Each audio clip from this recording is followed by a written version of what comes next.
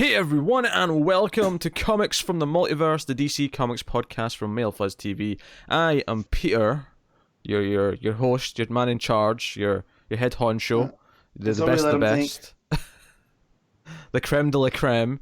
No, the cream rises to the top, and you, sir, are very near the bottom. I think you'll find that when the Peter tingle kicks in, my cream very much rises to the top. I quit. That is the voice of one Matt. Oh, he actually has quit. He's left. Okay. No, that's me. Also here is Connor. Yeah, I am. I'm not going to make any stupid claims like Pete did. Well, that's fine. We'd all know they were ridiculous. I mean, we already do know your claims, so that's why if I don't, it just makes me seem level-headed. You know what I like this week? Yes. Friends arguing in the Mild Fuzz group about if Connor's a Northerner or a Midlander. That was pretty funny. Made me think y'all live in Westeros for real. I don't know. I feel like Connor comes from the south, like the deep right. south. Here's the thing. Let me educate some people about England here. It's split into three sections: the north, the south, and then the bit in the middle called the Midlands. Now, only Midlanders recognise the Midlands. If a Southerner will insist that I am a Northerner, whereas a Northerner will insist that I am a Southerner. Except for James, who's a Northerner that insists you're a Northerner. Yeah, that's because James is a weird bastard. No one's going to argue that here. It's a thing, and it will forever frustrate me. For the record, I forgot Scotland does not recognise any of these sections of England. Well, it's just one big shithole to us. It's fine. That's because you live beyond the wall. That's why. Yeah. But I think with Matt with 1T, he had the best comparison. I can't remember it off the top of my head. But basically, you're one of those houses that just eats fish and tries to keep to themselves. So. I believe it was eats fish and marries their sisters. Yeah, that's what it was. And the town next to where I'm from, that's pretty much the insult we made about them. Yeah. As you know, just that was a fact. I'm sure they're making that joke about you at the same time. Honestly, because we were the big city, so it was we just made fun of the small towns that were around to make those jokes. Because funny. Everyone had 6 fingers or something stupid like that. One of those shows I listen to, they call it the eye test, and if your eyes are too far apart, that means your parents are related.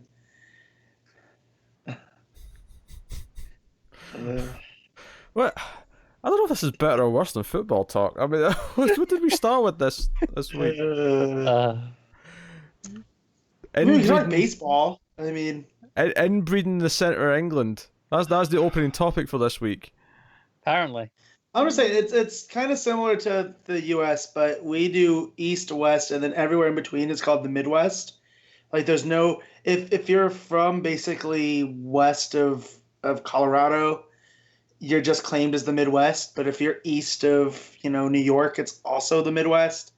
It's this weird, and people from the Midwest are very proud about being from the Midwest. And if you say they're from either of the coasts, or the regions, they get kind of upset. Why is that not and then there's the South. Mid-East? Yeah. Yeah, you'd feel like there's a center line down the middle, and everything east of that should be the Mid-East. Well, but because that comes from the colonization days of expansion, where Ohio was the Midwest, because it wasn't quite the frontier. So, and then it just stuck.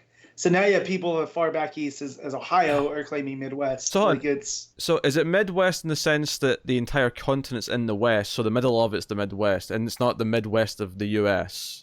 Is that the logic I'm hearing here? Okay. Basically, but it's just the Midwest now. So I feel like you guys need to update your geographical location. I agree too, but it's become this whole thing, and Midwesterners are proud of being from the Midwest. And obviously that's on the west side of the planet, but I mean, people tend to think of the West as including a lot of Europe. Well, no, but it's the Midwest of the country. That's why they call it that. But it hasn't been the Midwest since 1872. So it's, then there's the South, and we just talk about it. Whereas the Midlands is still definitively in the middle of England. Right. Well, that's because you have the north-south axis, right? That's pretty easy to do, you know. You'd think, wouldn't you? Yeah. The Midlands, the cream in the center, the Oreo cookie. Do you know what is unique about the Midlands? There is no camaraderie. Like the North, will stick together religiously. It's because the North remembers. Right. The South will also stick together, whereas the Midlands, you pit any city from the Midlands against each other, and they will hate each other. Even you go, hey, but there's that northern city there. It's like, no, we don't care. We still hate Leicester more. So I almost feel like the Midlands is the South, because the South does that, but they do it with college football rivalries. They all hate each other. Teams on the West Coast, yeah, we have rivalries, but if you're on the same playing, thing, if it's a West Coast versus the East Coast team, yeah. Unless everyone bands together a bit. Yeah, unless it's the main rival. Like as a USC fan, there's no way I would ever root for UCLA, right? But sure. Anybody else, sure. Washington, Oregon, Stanford, all these other ones. But yeah, it's pretty funny. I was just making faces at the cat. I lost interest in this conversation about 5 minutes ago. But Pete, the G1. The G1, yes. Japanese wrestling is going strong right now. E block, it's the strong block. 4 out of 5 matches I've watched this morning. What Matt's saying is really expect 2 minutes on each book so that he can go back to watching it. There's G1 this morning, and then there's Fight for the Fallen tonight. Sorry. And Evolve anniversary show. So. Yeah, I don't know if I'm getting to that. The network. It's got Matt Riddle going for the Cruiserweight Championship. Don't ask me how that works, because that dude is clearly over 205 pounds. But he's fighting Gulak, so that should be a fun match. They came up together. Yeah. What's intriguing me about Fight for the Fallen is that, the venue is like a concert hall. Like, it's not a traditional arena, so I'm very curious to see what the layout is going to be like when we see it all set up. Very intrigued. I know. Pretty stacked card, though. It filled out in the last few days because they didn't announce a few of the matches until right last minute. I guess that was just because Baker and Riho on one team. I know. Are you kidding me? I know. Which means the other team has to win, right? Because the other team are both debuting. Well, I don't know. B. Priestley. I mean, she is the Stardom champ, so I could see them trying to make a sweetheart deal. Sure. I don't know. She's on the roster though. She's on the roster page. Yeah. She's no, I know, but she's debuting. She is the Stardom champ. Like, I see them wanting to protect that. So maybe if the other team wins, the other girl takes the pin. Yeah, maybe. Yeah, I can see that. I guess that's just because it's 2 weeks after the last event, so they couldn't announce all the matches too far in advance. Yeah. And I just said I'm all in. I'm all in with Britt Baker. I want to see her super kick the teeth out of everybody and then put him back in because she's a dentist in real life. She's a dentist in real life. Yeah, Britt Baker, DDS. It's a legit thing. DMD, I believe, is the term they were using last time. Yeah, that's what they called it last time. Yeah. I wonder what the difference between DMD and DDS is. Because my dentist growing up was always a DDS. So. DMD is the one I'm more familiar with for sure. Yeah. Isn't that right, Cat? I'm making pirate face with Firefly here. I'm lifting up one side of his mouth. Anyway, we talk about DC Comics on this show eventually. Coming up on this week's show, we have Event Leviathan issue 2, Batman 74, Superman 13, Wonder Woman 74, The Flash 74, Supergirl 32, Naomi issue 6, Batman and the Outsiders issue 3, Young Justice issue 7, Hawkman 14, Wonder Twins issue 6, and finally Batman Universe number 1, which I believe, I wasn't counting, but I believe that is a total of 12 books, which is the most we've had in quite some time. Yeah, I might have only skimmed some of them because I read them so early that I don't remember. Nearly half the books this week are Bendis. Yeah. Five of those 12 books are Bendis, which means Connor only read half the books. Well, and I only read 4 of those Bendis, so. Well, I read all 5. I was committed this week. That is a shitload of Bendis in 1 week. Yes. Yeah. Well, two of them were delayed from previous weeks, so they weren't supposed to be out this week. And then Batman Universe is kind of a weird kind of add-on thing because it's a reprint of another thing. It is, yeah, but I mean, there's a lot of circumstantial kind of build-up to make it 5 Bendis books this week. But yeah, doesn't change the fact there are 5 Bendis books this week. Yeah. The only Bendis books that are supposed to be out this week that are completely new, that were supposed to be this week, are Event Leviathan and Superman, I think. Yeah. Young Justice got pushed, So did and Naomi. And Naomi got pushed, Yeah. and then Batman Universe, that's a reprint, but it still came out. So just real quick, a DDS is a doctor of dental surgery. DMD is doctor of medicine and dentistry. They're basically the same thing. It depends on whatever college. Whatever school you went to. Okay. Yeah. So that's there it is. DDS though sounds like an internet Sounds like attack. a surgeon versus an internal medicine person, right? Like. I don't know. DDS sounds like an internet attack to me.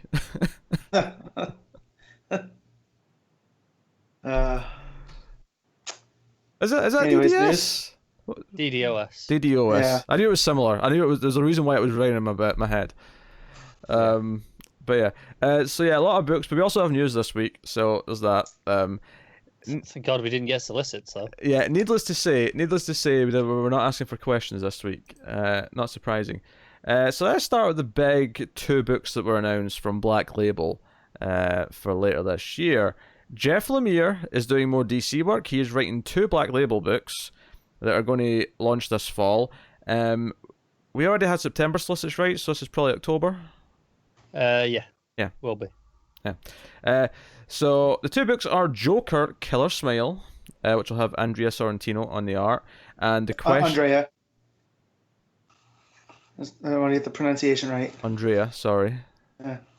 I had to think about what I said for. I was like, what did I say? Is it Andrea? And the question, The Deaths of Vic Sage, with Dennis Cohen and Bill Sienkiewicz on art. So Sienkiewicz. Sienkiewicz. That's one of those names that just looks like a bunch of consonants. Oh yeah. And it you looks have Eastern to European to me. Yeah, and they have to put the pronunciation next to it just for you to even have a hope. Yeah. I mean, I'm kind of used to the CZ sound at this point. I've just seen enough names with that now to kind of take a guess at it. Yeah. But And the W is clearly a V. So Joker, Killer Smile will focus on Joker upending the life of an Arkham mental health professional, but not Harley Quinn. Instead, Joker's target will be a new character, Dr. Ben Arnell, created by Lemire and Sorrentino for the series. So quote from him here, to be honest, the Joker's never been a character that I've exactly had a deep connection with and a long-standing craving to write a story about, but I love telling stories with an Andrea, sorry, and illustrate the psychological landscape of the characters we're focusing on. He said that to IO9. And so the Joker came out, the idea of exploring the metaphorical, surreal, and psychological landscape that a Joker story could exist in. That was the starting point that got me excited. I didn't want to be too heavy-handed or one-to-one with what happens in our story being a reflection of the real world today, but there are elements of chaos and fear in Killer Smile that I think are running rampant right now in our society, politically and socially. So that's the Joker book. I'm basically, so it's even premise ignoring it completely. It's Lemire and Sorrentino, so yeah, I'm there. Yeah, and it sounds like it's going to be a outside a continuity thing, which, given that Lemire's best work tends to not be his mainline DC stuff, or Marvel for that matter, I think his mainline superhero stuff tends to be his weakest. So with the exception of his Green Arrow run with Sorrentino. Green Arrow's fantastic. I'd say Adam Man's better, but I mean that's a fight for another day. But what I'm comparing this to, I'm almost comparing this to the Joker movie that's coming out, in the sense that it's just a standalone wacky Joker thing that he can do whatever he wants with. Not that it'll be anything like that movie specifically, just and the concept of it being this separate standalone. Yeah, it's kind of an open world for the creators to do what they want with, because I know Todd Phillips made some waves either this week or last week saying that his Joker movie, they didn't really consult the comics. It's just kind of what he felt a Joker movie should be. And I think with any other character, that might be a problem. Joker's one of the few characters you can get away with that, because it's like, Exactly. sure, make something up. Do a whole new origin. That's kind of Joker. Right? Yeah, because nothing cancels out a Joker origin because we don't have a solid Joker origin. Yeah, so That's what makes him cool. You could literally make 5 Joker origin films back to back, all completely different and all equally valid. Yeah. If anything, making 5 of them that are different would actually make them all more valid than just having one that's definitively says this is the origin. Well, and that's what I love what they did in The Dark Knight, which, his story changes of how he got the scars. Felt like that was an homage to the Joker muddled origin. Well, yeah, So, I mean, I think the idea in The Dark Knight was just that, no, we're not giving him an origin. The idea is that, right. He literally said it's multiple choice. Mm-hmm.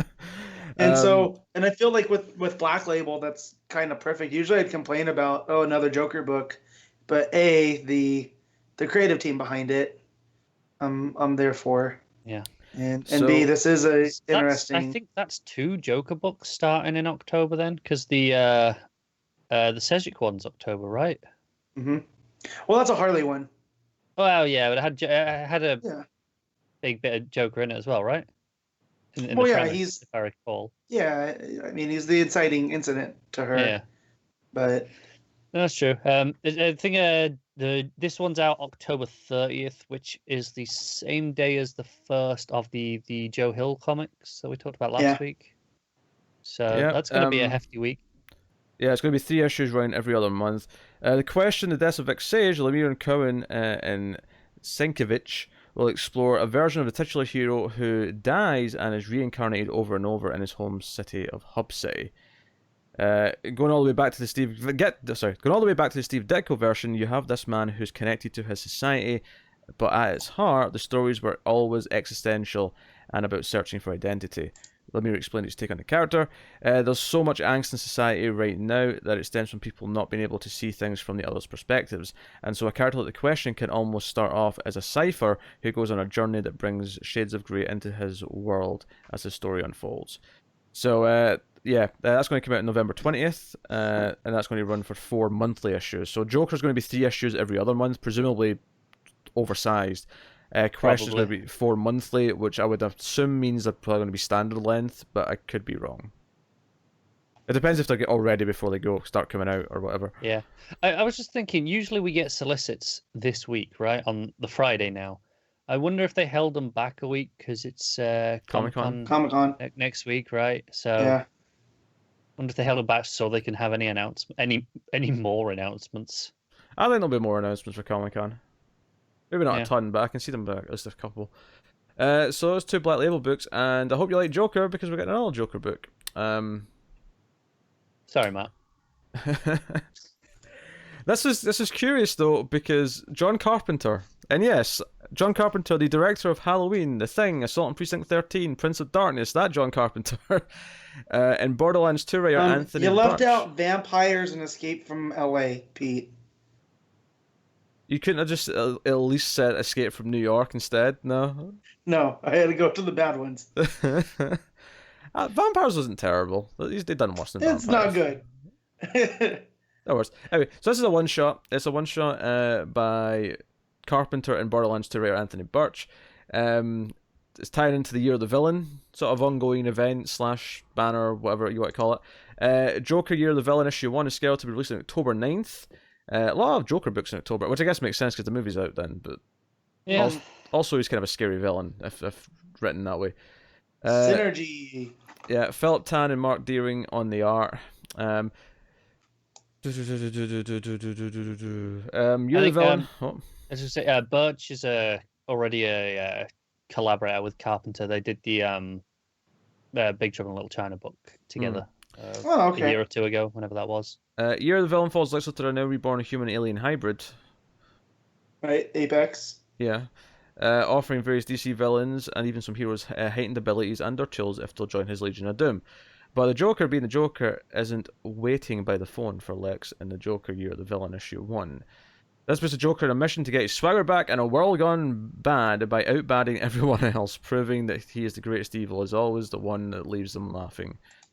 I mean, this sounds relatively generic and might be entirely skippable. I can't help but be a little curious of John Carpenter writing Joker, though. It's not like, I'm not excited about this, but I mean, it's a one-shot. I don't really care either way.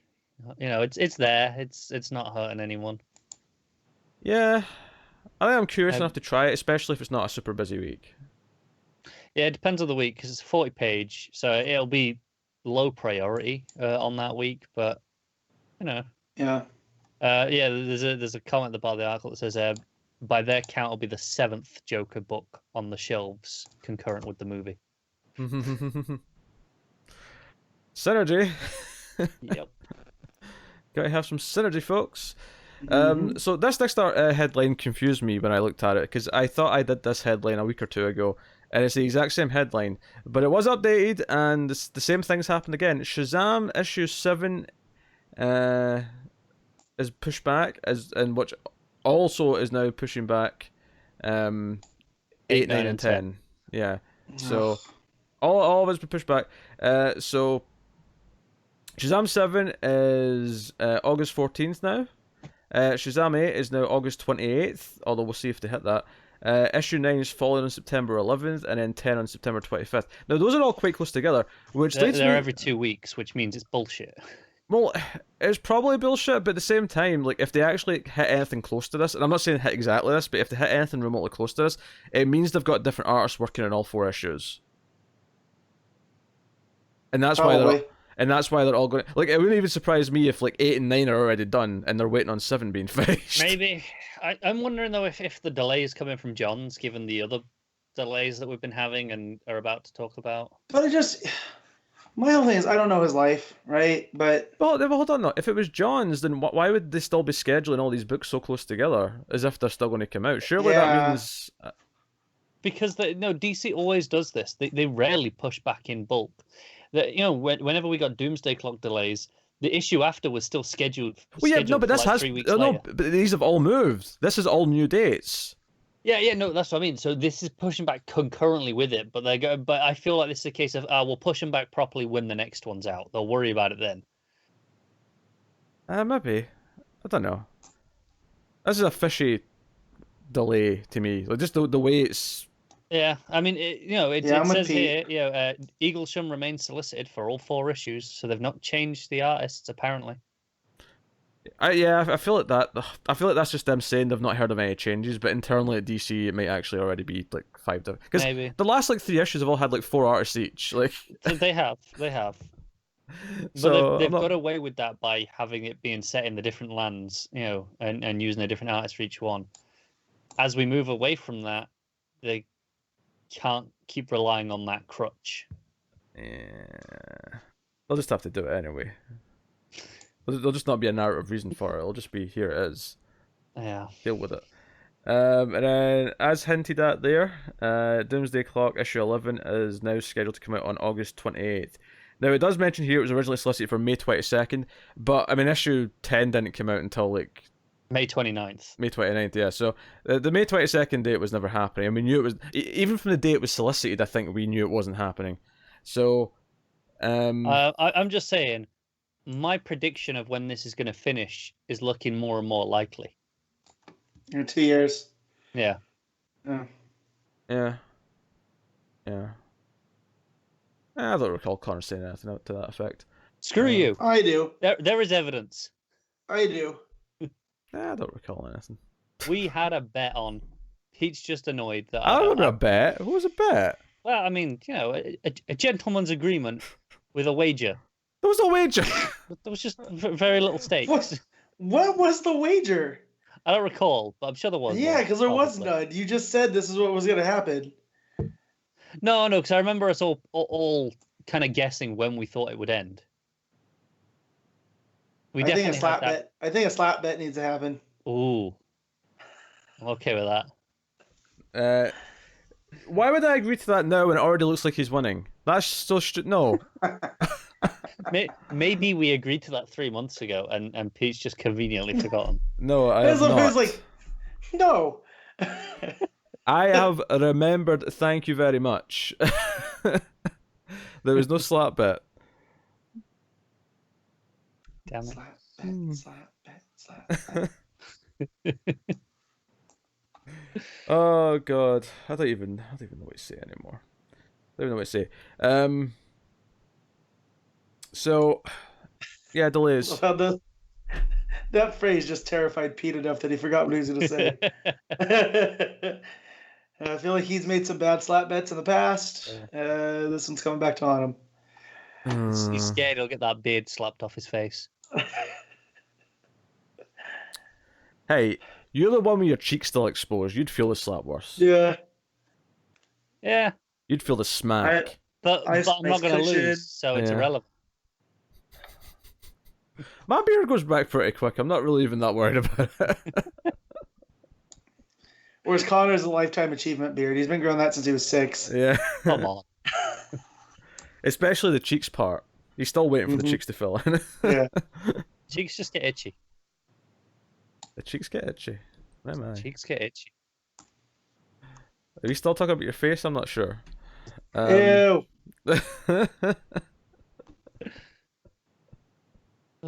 Yeah, that's what Ragnar Lothbrok, apparently his last name, translated to hairy breeches or hairy cheeks. So do with that of what you will. What his name actually translated to. Maybe I'm related to him. Was that Connor? I said it was phenomenal information. Yeah. For those of you who wanted to know if I had hairy cheeks or not, there you go. All right. Is it book time? It probably is book time. No, there's another book announced, you prick. Is there? Yes. All right. Hellblazer book. I was excited about this, and you knew it because I told you about this like 2 days ago. I vaguely remember you mentioned it. I didn't see it when I was looking through the news and Newsarama though. He says he went through all the DC news. He's chatting shit. I thought I saw DC news. I did not. Well, go on then. Tell us, a wise ginger, about this Hellblazer book. This is so stupid. Fine, I will. So it started with a one-shot and then an ongoing series after that. The one-shot is October 30th. As with all the others, apparently. Well, to be fair, that is a week 5, so that first week for that horror book and these one-shots and stuff actually is not a bad time for it. It's not, no. Fair enough there. I didn't realise that was a week 5. Well, it has to be because it's so close to the end. Does it? Yeah. Hey, what's the date again? Okay. 30th. October 30th. October 30th. But this is part of the Sandman universe now. So that imprint is definitely alive and kicking. I hate to say this, but Pete is right. It is a 5th week. Yeah. It sounded plausible. It's the same if the first Wednesday's within the 1st to the 4th, then there's probably going to be a 5th one. It's just simple math. I mean, sure. Well, this is February. February doesn't count. February's a strange. You can't have. Although you could have a 5th week if the 5th week lands on the 1st 29th. and the 29th. Yeah. But you'd need a leap year. So yeah, every several leap years there'll be a time when there's a 5th Wednesday on February. That's the odds on that because you got a 1 in 7 chance of it being on the Wednesday, and then it's only every 4 years that it happens. I'm sure you could work out how frequent it is just based on because obviously the calendar's always moving by 1 day every year. So yeah. Yeah, but then on a leap year you have to move it an extra. That's true. Because you have that extra day. That's true. So from January 1st to February 28th, that's normal. But after a leap year, you have to move it. So you have to do it. I hate math. I'm just going to say it. Yeah. That's fine. So this book is written by Simon Spurrier and Marcio Takara's on art. Spurrier, I believe, is the one doing the Dreaming, the main Sandman universe book. So that's cool. I assume this is the team that's also doing the ongoing will be artist Aaron Campbell along with Spurrier still writing. That'll be starting in November. So it's basically monthly. It's just starting with a one shot. What do they say anything about it? So picking up from a story element in the original 1990 Books of Magic series, this begins as John Constantine finds himself haggard, bloody, and dying in an epic magical war, a battle that will soon consume the world. As he lies here, the vision of a young Tim Hunter stands above him, the naive youth seeing firsthand what his destiny holds. Horrified, Hunter flees back into the past, and Constantine is left behind to die. And then his story continues years later. The Warlock hears about a new young magician named Tim Hunter, with the Hellblazer worrying that history will repeat itself. So it's interesting. So it's neatly not the the DC Universe version of Constantine that we'll be following. We'll be following an older version that's technically continuing from that Books of Magic, but feels to me like, hey, people wanted an older Constantine Mhm. back with after the 30 years they had with him at Vertigo, and now you got reshuffled back into the younger version. So this feels like this way we can kind of have both. Now I'm looking forward to it because I like Yeah, it Spirit seems like quite a it's bit. picking up on the Vertigo. It does, yeah. It's Constantine, not the so- exact same character as the No. main Vertigo one by the sounds of it, but in this is the older one who's been through a lot more shit. Yeah. That kind of feeling with it. So feels like it's aimed at those fans. That's cool. I hope he's drawn like Keanu.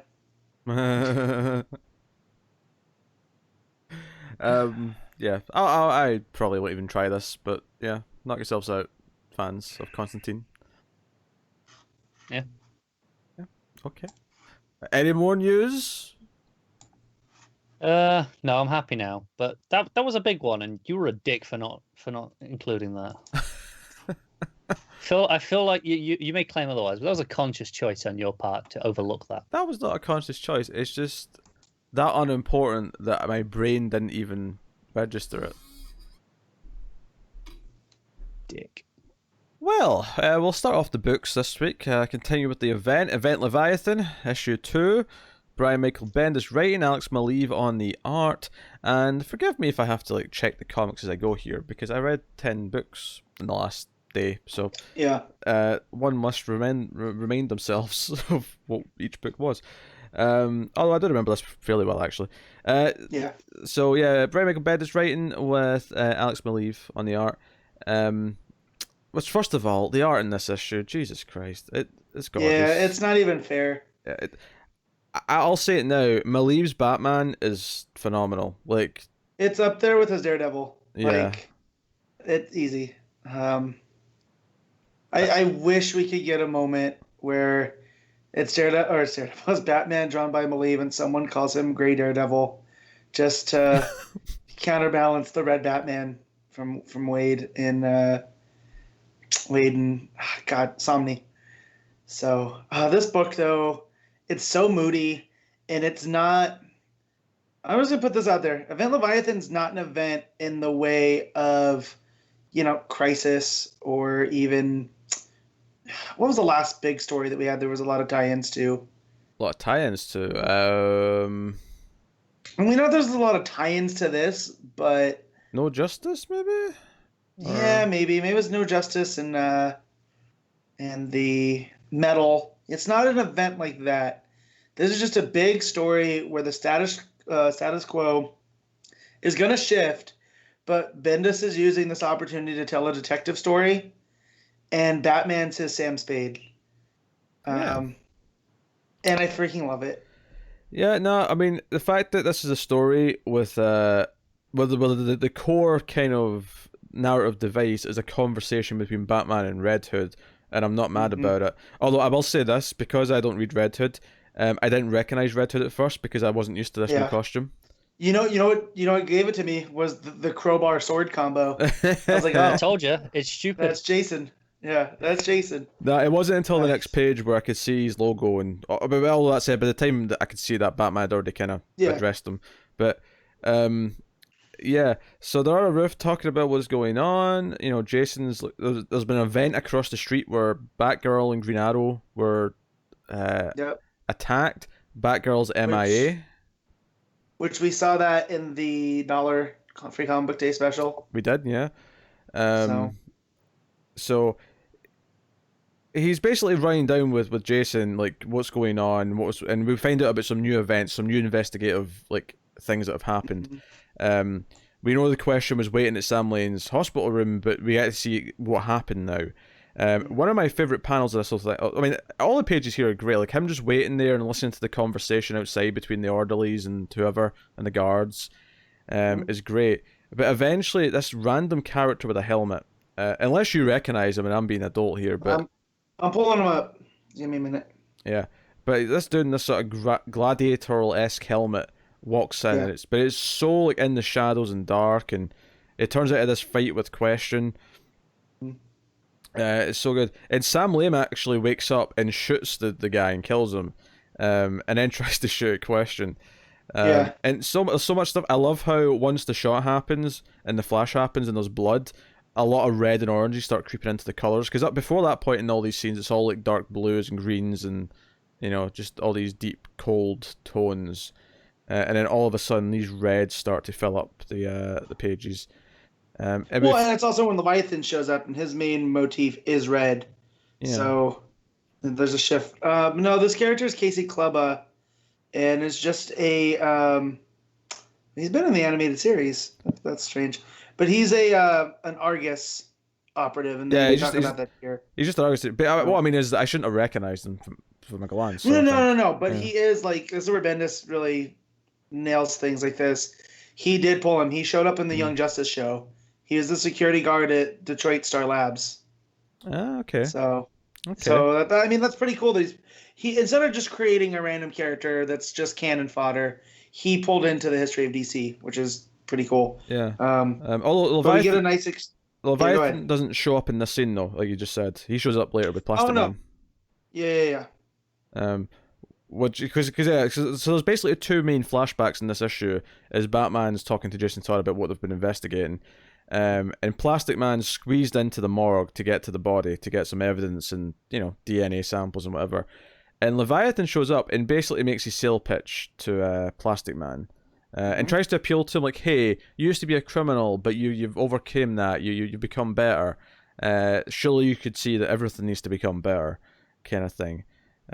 I love how like Plastic Man, even though he's still a little bit jokey, it feels like it's taken very seriously here, in a way that kind of. At first he comes off very nonchalant and jokey, but then as he starts to listen to Leviathan, almost like he's trying to buy time, he's kind of like, well, he's making sense. Like the tone shifts pretty well. And of course the big thing here with the Argus agent is that this is again showing that Leviathan is recruiting people who are, for all intents and purposes, considered one of the good guys before. Yeah. And that's what Batman talks to Jason about is you have Waller and Sam Lane. And this is something I might have missed, but they've taken Sam Lane from being an army general to like the CIA director.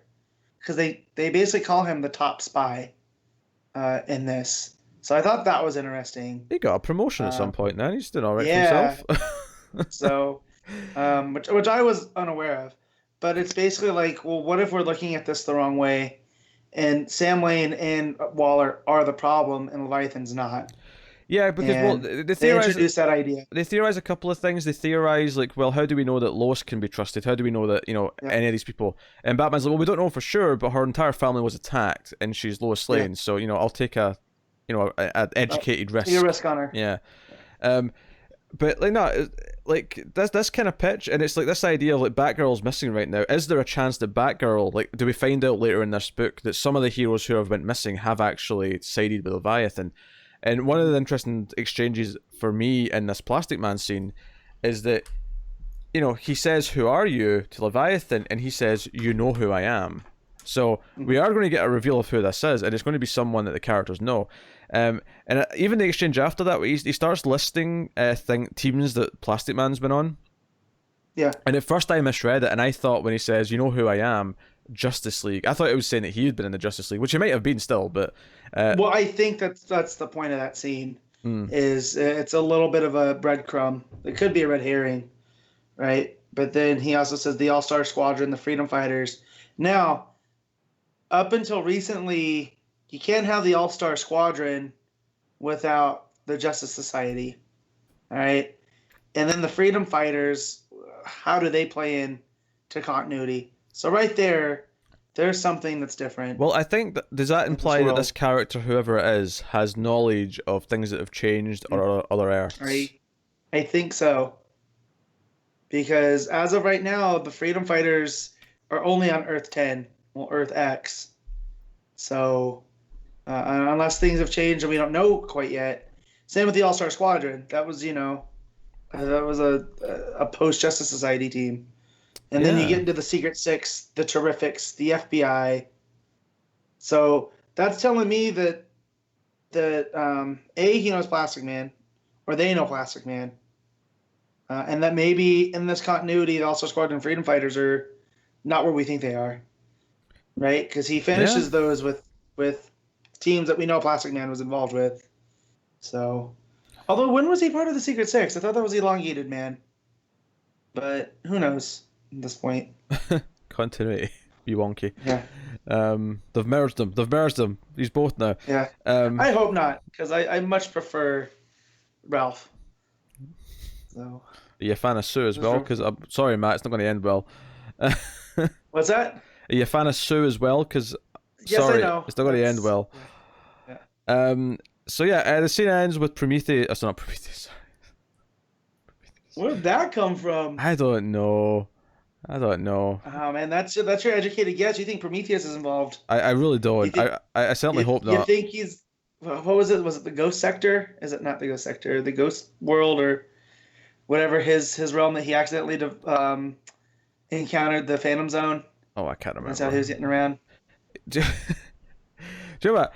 I mean, I'm not finished Stranger Things season 3 yet. I've watched 6 episodes out of the 8. Can I just say, between Max's comic collection and then Robin casually dropping like Vic Stone Cyborg references, like bunch of DC fans in that Stranger Things writer room. I'm just going to say it. Just think about it too. That Steve became Batman and now he has a Robin. I like that. Oh. I never even connected to her name being Robin, but you're right. There's maybe a subtle joke there. Yeah. Good stuff. They're my favorite. You have 2 episodes left, but I'll just tell you, Dustin, Steve, and Robin. That's my trio. I don't even care about the rest of the kids. Hey! Let's not forget about Erica, because you can't spell America without Erica. True. Oh man. She's the best. Yeah, so basically Steve's like, okay, so you must have like a number one. I mean, you've got all these suspects, you sort of went through the list, you must have a number one suspect. And then the reveal at the end is, because he's looking across the street through his binoculars, Batman's like up in the ledge behind him, and he's like, yes, we do have a number one suspect. And he turns round and he's brought all the detectives. We've got Lois, we got Manhunter, we got Question, we got Plastic Man, we got Damian, and we got Green Arrow, all standing like to take down Jason. So the issue ends with Jason running and them all running after him. So he's the lead suspect. Here's the thing: they bring up Roy in this, and that Jason lost his best friend. Mm-hmm. So there's that. There's a clue as well. They want us thinking about that. You think it's Roy? Roy's back from the dead, and he's Leviathan. No, but I do think that they're priming us for something. Remember, Roy was the only real casualty of Heroes in Crisis. So, well, I mean, physically, I'd argue Wally's a casualty, just not in the same traditional way. I'm talking about, there were funerals for Roy. We didn't, any of the other characters that died there, we didn't get funerals for. Well, no one cares about Lagoon Boy. I care about Lagoon Boy. Citizen Steel. Come on. Yeah, no, I like it. Obviously, I like this issue a lot, and I think them obviously going down this Jason path just now basically confirms to me that it's not Jason, but we're investigating it, we're going down it. I kind of like how both issue 1 and 2 so far have been very much about people meeting in secret in the dark and talking about what's been going on, and we're finding out things in hindsight. I think that works for this story because it is meant to be this spy noir kind of thing. And I love it. And he's doing spy stuff that I thought only Rucka was really adept at, right? Yeah. Like Bendis, we've seen it from time to time, but that's not his bread and butter. He does really well out in the sunlight on these big stories, but the fact that he's reining it in and it is very focused so far. Like outside of the Leviathan special, it's really been focused on this group of characters. Yeah. So. And I like the idea that Batman was the one talking to Jason this issue because it was someone who obviously connects with Batman, right? But I wonder if next issue we get another character talk, or maybe Batman will always be the center character and having the conversation, and the flashbacks he's talking about will always be the others. And that's what I meant by he's Sam Spade. Like you watch those noir movies, that's Sam Spade's role is almost he never knows more than the audience does, and that's where I feel Batman's here, and that's when I like Batman. I like it when he's asking questions that he doesn't know the answer to, instead of always knowing what's going on, a step ahead of whoever. So, but yeah, him in that detective role, I can really get behind. Yeah, I never got that reference though. I'm a younger man than you, Matt. Sorry. Yeah, it's only by 4 years. It's Humphrey Bogart, Sam Spade, Dashiell Hammett books. Come on, man. That's what Doomsday Clock, the detective story, was based on. Oh, I am familiar with Humphrey Bogart, of course. I watch old movies. I'm not. The Maltese Falcon. That's Sam Spade. Oh, do you know what? I've seen it, but it's been such a long time. I could not have told you the character's name. You know what? I gotta pull up Sam Spade movies now, not books. Oh man. I've seen Maltese Falcon. Of course, I've seen Maltese Falcon. Yes.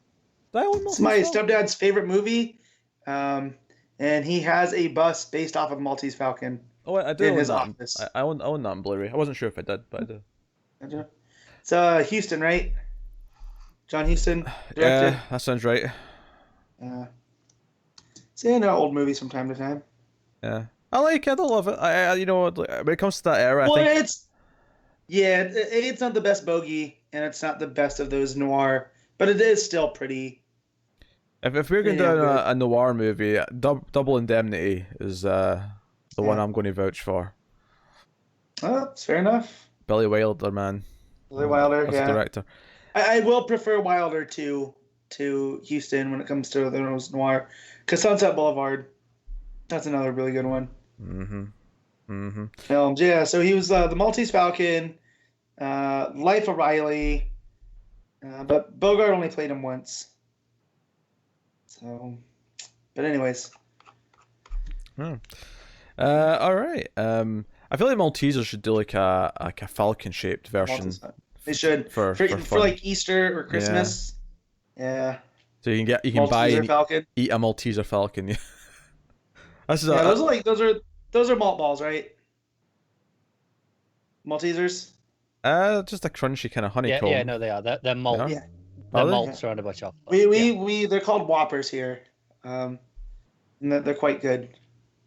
Can't eat too many of them though. It's like but they used to sell them in like milk jug looking things, right? Like a milk carton.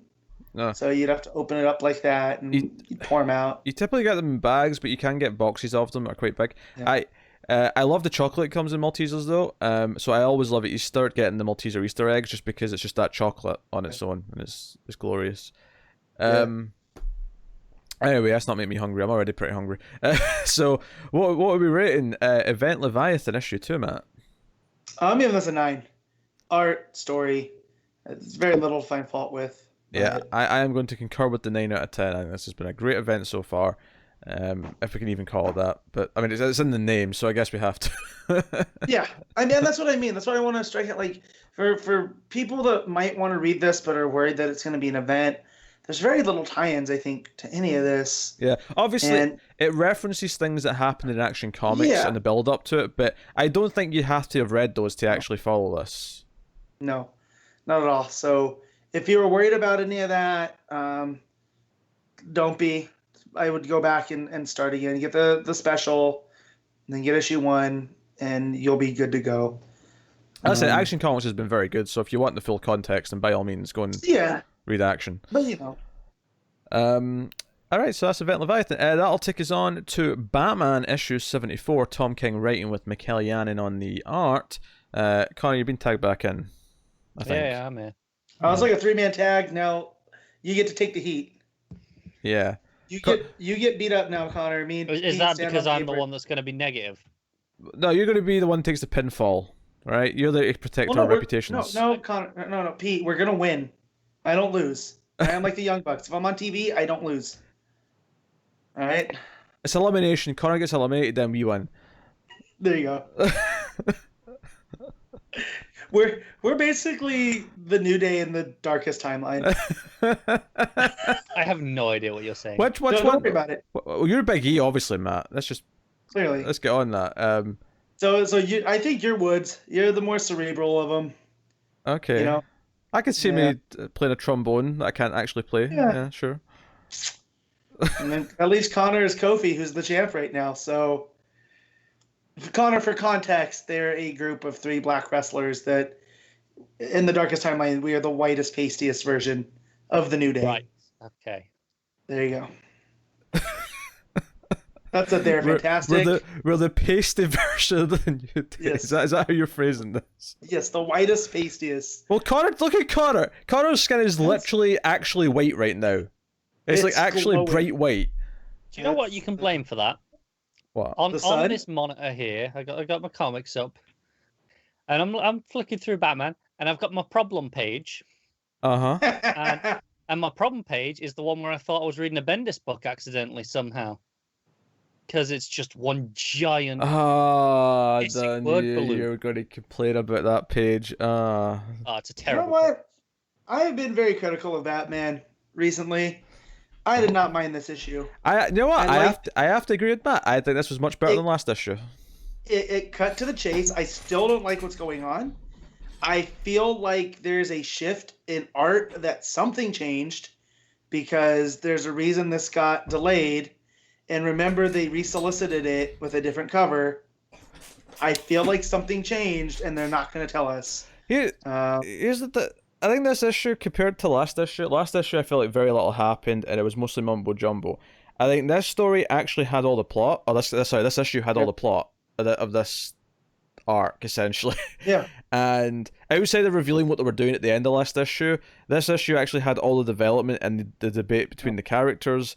And it also brought that story, the children's story, back into it. And I actually really liked the ending. I liked, the visual of Batman climbing out the pit after beating his father, right? Because he obviously won, right? I mean, that's clear. He's got to come back to City of Bane. Yeah, so. City of Bane's next issue, so yeah. I also like how this is the one Lazarus Pit that is like the Lazarus Pit of legend, where you have to trade a soul for a soul. It's not just like Ra's al Ghul goes in, lays in the water, gets brought back. Like, you have to trade another soul.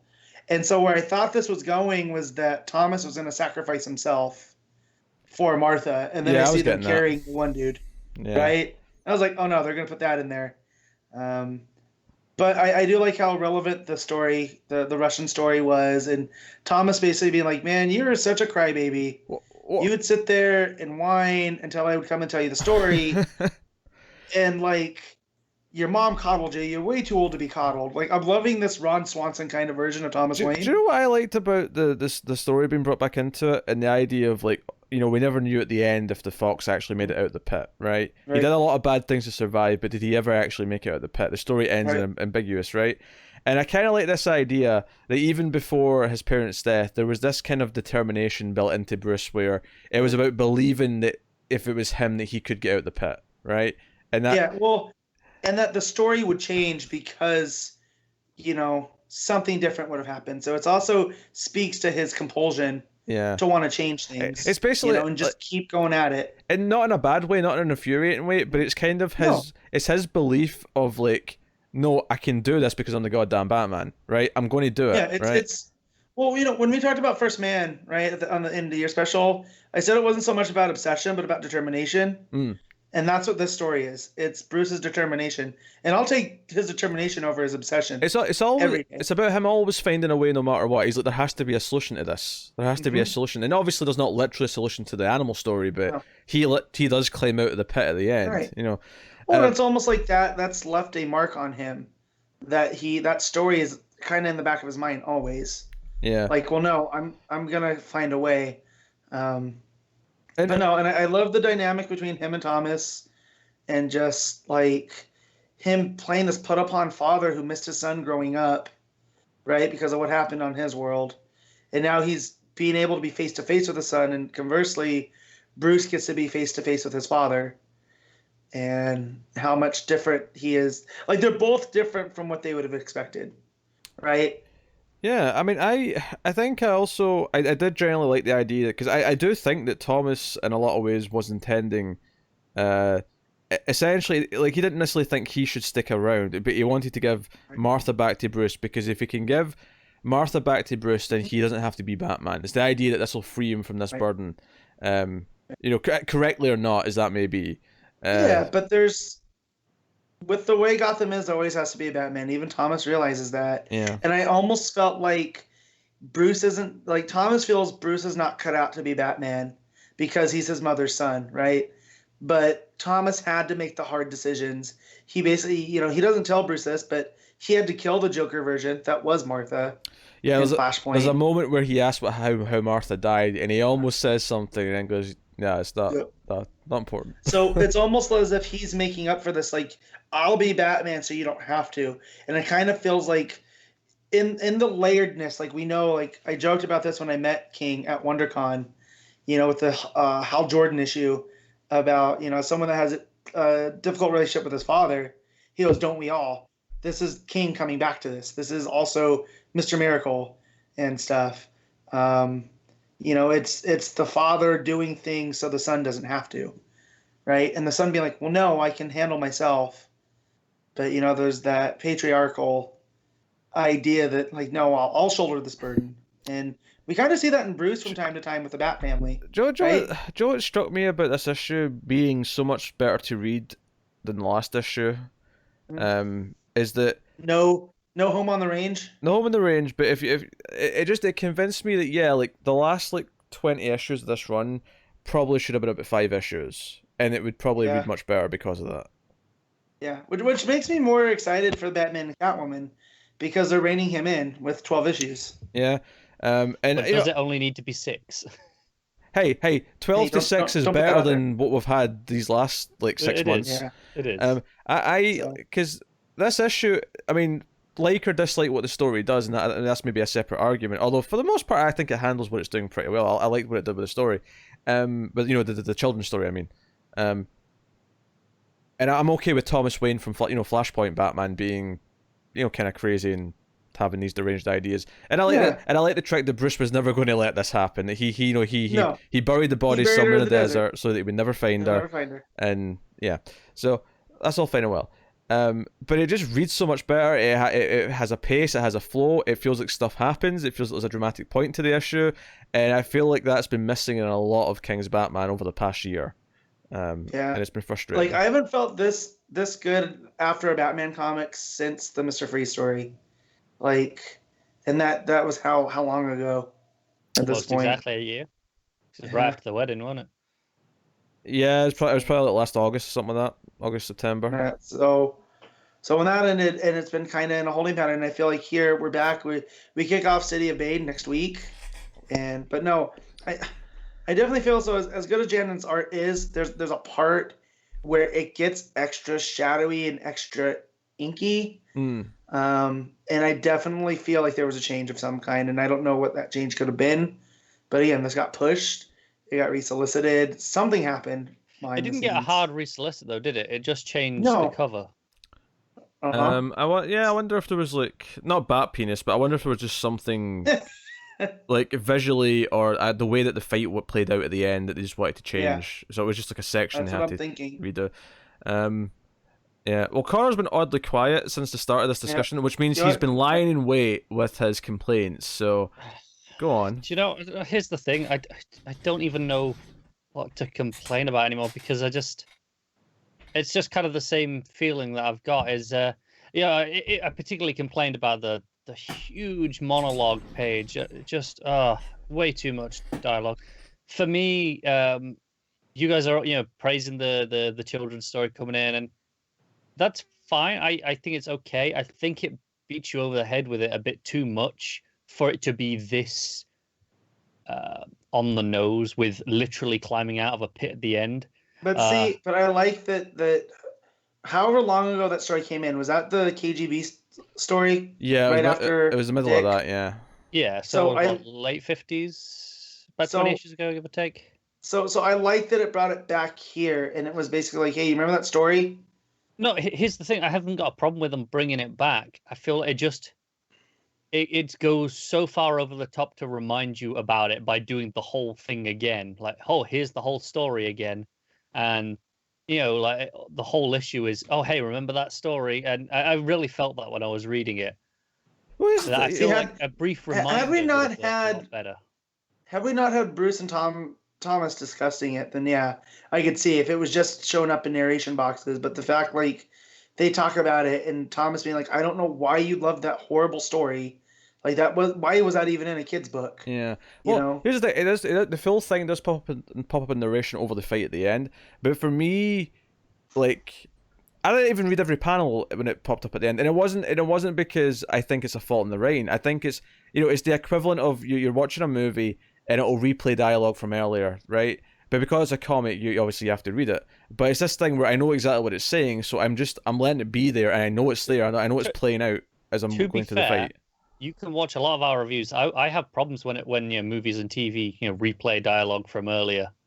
Yeah, so that's... I've complained about that a lot in the past, not just in comics. So I have no problem when it's got an effect dramatically. Like you're seeing it all play out kind of as you hear the I feel speech. like it's got to have enough of a purpose, and I think I can get over Bruce and Thomas talking about it because that has a purpose. But when you're just throwing the whole story again in narration just to cover up the art, I don't know, that bothered me, and that ruined a lot of the flow of the back half of the issue of the fight for me because I do stop and read it because it's there to be read, and that's the point.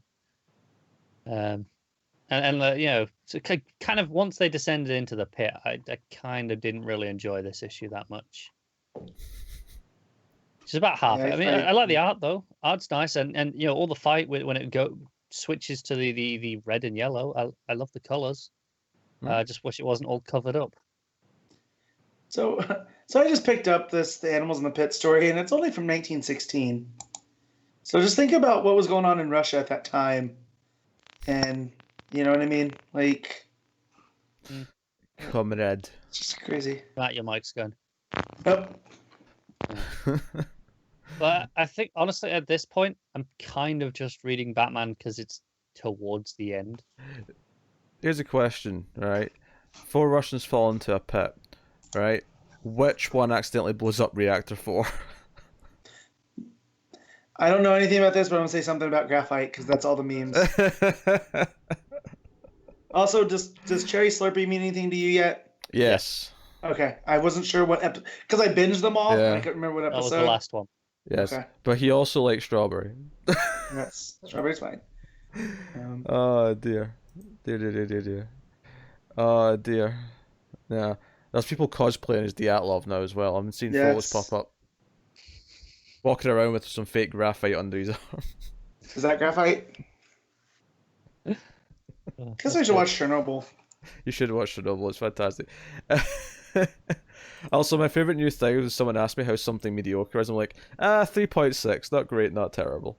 I have the feeling what Connor's going to start rating Batman.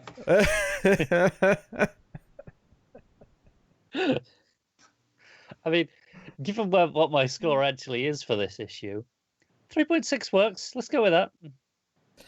You're going to give it a 4 then, is that what you were saying? Well, no, I was going to give it a 5, but, mediocre, average. Sure, okay. Middle of the road. Not great, not terrible, sure. Matt, what are you giving Batman? I'm going to give it a 7.5. The shift in art I wasn't digging because I like Janin's clean lines and just the sudden shift to it being, like, heavier. I don't know if I liked it as much. Yeah, it's a marked improvement over the last issue. It felt like stuff happened, and I like the ending of it. So I'll probably agree with the 7.5. I can't quite call it great, but I think it's a step in the right direction. So that'll take us on then to Superman 13. Bryan Mikel Bendis writing with Ivan Reis and Brandon Peterson on the art. All right, what was this? This was the Jor-El issue, right? the life and trials of Jor-El of Krypton, and oh boy. Here's what I'm liking about Bendis, and Connor left, so he won't hear any of this. Mm-hmm. The way that he's dealing with Krypton is, I feel like he's not going to tell us if it was Tsar or wasn't Tsar, because the way that he plays it here, Jor-El still fully believes that the core is unstable, but nobody, including his Shadow Council, are believing him. So, yeah, I mean, it's interesting. I mean, maybe it lends credence to the idea that they know that it is going to die, but they're choosing not to intervene. So that's how Rogozar is technically responsible, because they're not intervening because of him. Or maybe they sped it up with the bomb, but it was going to go anyways. Yeah. You know, and and Jor-El might have had time to get more people off like he wanted to create this new Krypton, but Gandello and what's his name, Coriander's dad, Starfire's dad. I know who Coriander is, you prick. I know, but I thought if I said her Tamaranian name, it would bring up his name, and it didn't. Okay. That he would, maybe he would help, but no, and the Guardians are choosing to look the other way by even saying, like, in this council, I sent my Green Lantern, who we all know was Tomar Ray, and said that the core was stable. So, it definitely feels like the odds were stacked against Jor-El, even in his Shadow Council. Yeah. So after he tries to talk to them again, they send some Hawks to assassinate him, essentially, some Thanagarians. Some Thanagarians, some wingmen. And I'm wondering if, good old Qatar Hole was involved there. Notably, no winged helmets. No. But, yeah, curious. So, Jor-El's like, we have to send, Kal-El away, blah, blah, blah, usual thing. I mean, this is probably one of my least favourite issues of Bendis' Superman. Not because it's bad, but because as much as there's some interesting stuff with him talking to the council and some of the tidbits we get with that, I do feel like, how many times we flash back to Krypton, to the story of Jor-El and, Lara before Krypton explodes and they have to send Kal away. Like, how many times have we done that? Well, it's along the lines of having to see the Waynes die. Yeah. We get it, we've done it. We've done it. Yeah. And he's like, they could have helped me evacuate at least like a quarter of the planet. We could have still had a civilization. Blah blah blah blah blah. Usual thing. It comes to Superman and Jor-El at the end eventually. The actual ending scene though, which is the start of a trend this week, and Connor probably saw some of this in some books actually, is the Lex Luthor hologram appearing and trying to make an offer to Lois specifically in this case. Yeah. Just on that trend, little bit irritating that they're all labeled as this is the offer, year of the villain, with the banner on the front, and all of them is just this page at the back. And, it's a page or two at the back. But just that frustrates me just on a marketing level. Yeah. Yes. But Lex gives her a box. His little drone gives her a box, and it's something that you can only trust her with, apparently. I mean, we don't get to see what's in it, but there's a light. She looks at it at the very end, and there's a glowing light coming from it. Very Pulp Fiction. Yeah. Although I like. Unlike Pulp Fiction, though, I'm fully expecting to find out what the hell this thing is. Yeah. So, I'm liking how she's like, no, I don't want this. And he's like, there's no strings, no games. She's like, aren't you dead? Right, and it's Lois just being Lois. And then she's like, no way in hell am I opening this. And then she does. And then that's the last we see. So, like, I don't like her being tied up in this. As a Lois Lane fan. Yeah, he's apparently offering people tools and powers to achieve whatever they're going to achieve. So I assume this is something that would specifically appeal to her. But it's also going to lead the world towards doom. Like that's true. Because we saw that with Jean last time too. Like, so yeah.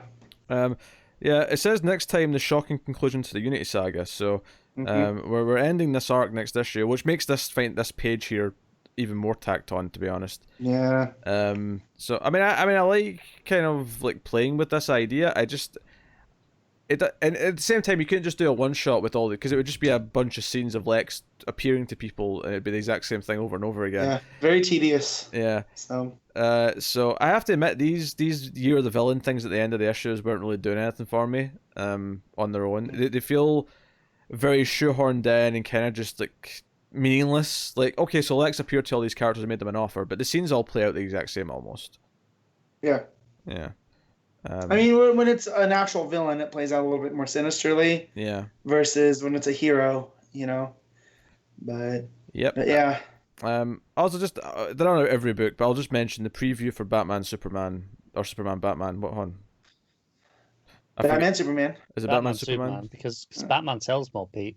Yeah, you're right. Well, and it's dealing with a Batman villain in Batman Collapse. I didn't read it because I don't typically read the previews, but I will say just seeing the art at the end of every book was like, ooh, hello.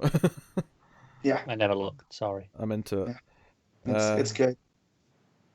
No, I always go through it because I always like to get to the end of the book properly, close the book. I don't like just exiting out. Yeah, I can't leave that little bar. Yeah, no, I hear it. I hear See, it. what I do is I stop because there's a page that's like, coming up preview, right? And it's just the cover. Yeah. I stop there, come out, and just click mark as read. Well, you do your things your way, we do it our way. It gets rid of the bar, and I don't have to look at the previews because I don't like doing that. You are. so rating Superman, Pete. Yeah, I don't have a whole lot to say about it, to be honest. I mean, no, it's another Jor-El. It's him. I do like that. Clark tries to hold his feet to the fire on a lot of this, and he's like, "You had a secret council." He's like, "Yeah, just like you meet with the Justice League. Do you do that in public?" No. So I like that Jor-El does feel justified, and he might have got had, but his intentions were noble.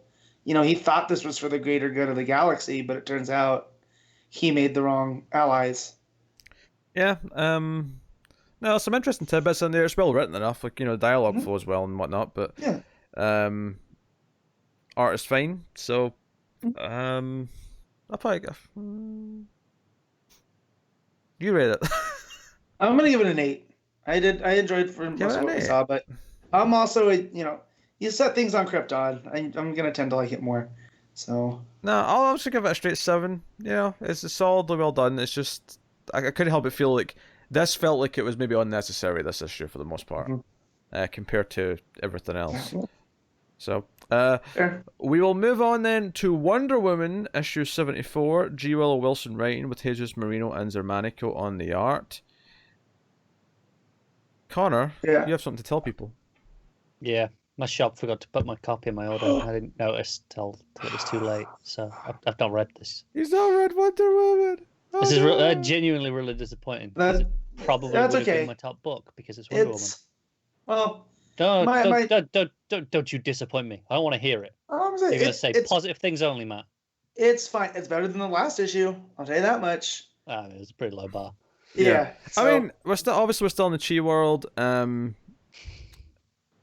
And it I think this plays off better than the last issue because Wilson's dialogue's a lot better, and you've got the other characters reacting to the fact that they run into Empress or Ruler Hippolyta, whatever the more dark version. She's an was. Empress because that's much more warlike than Queen. But the moment of this issue though was Diana reconnecting with the Amazons.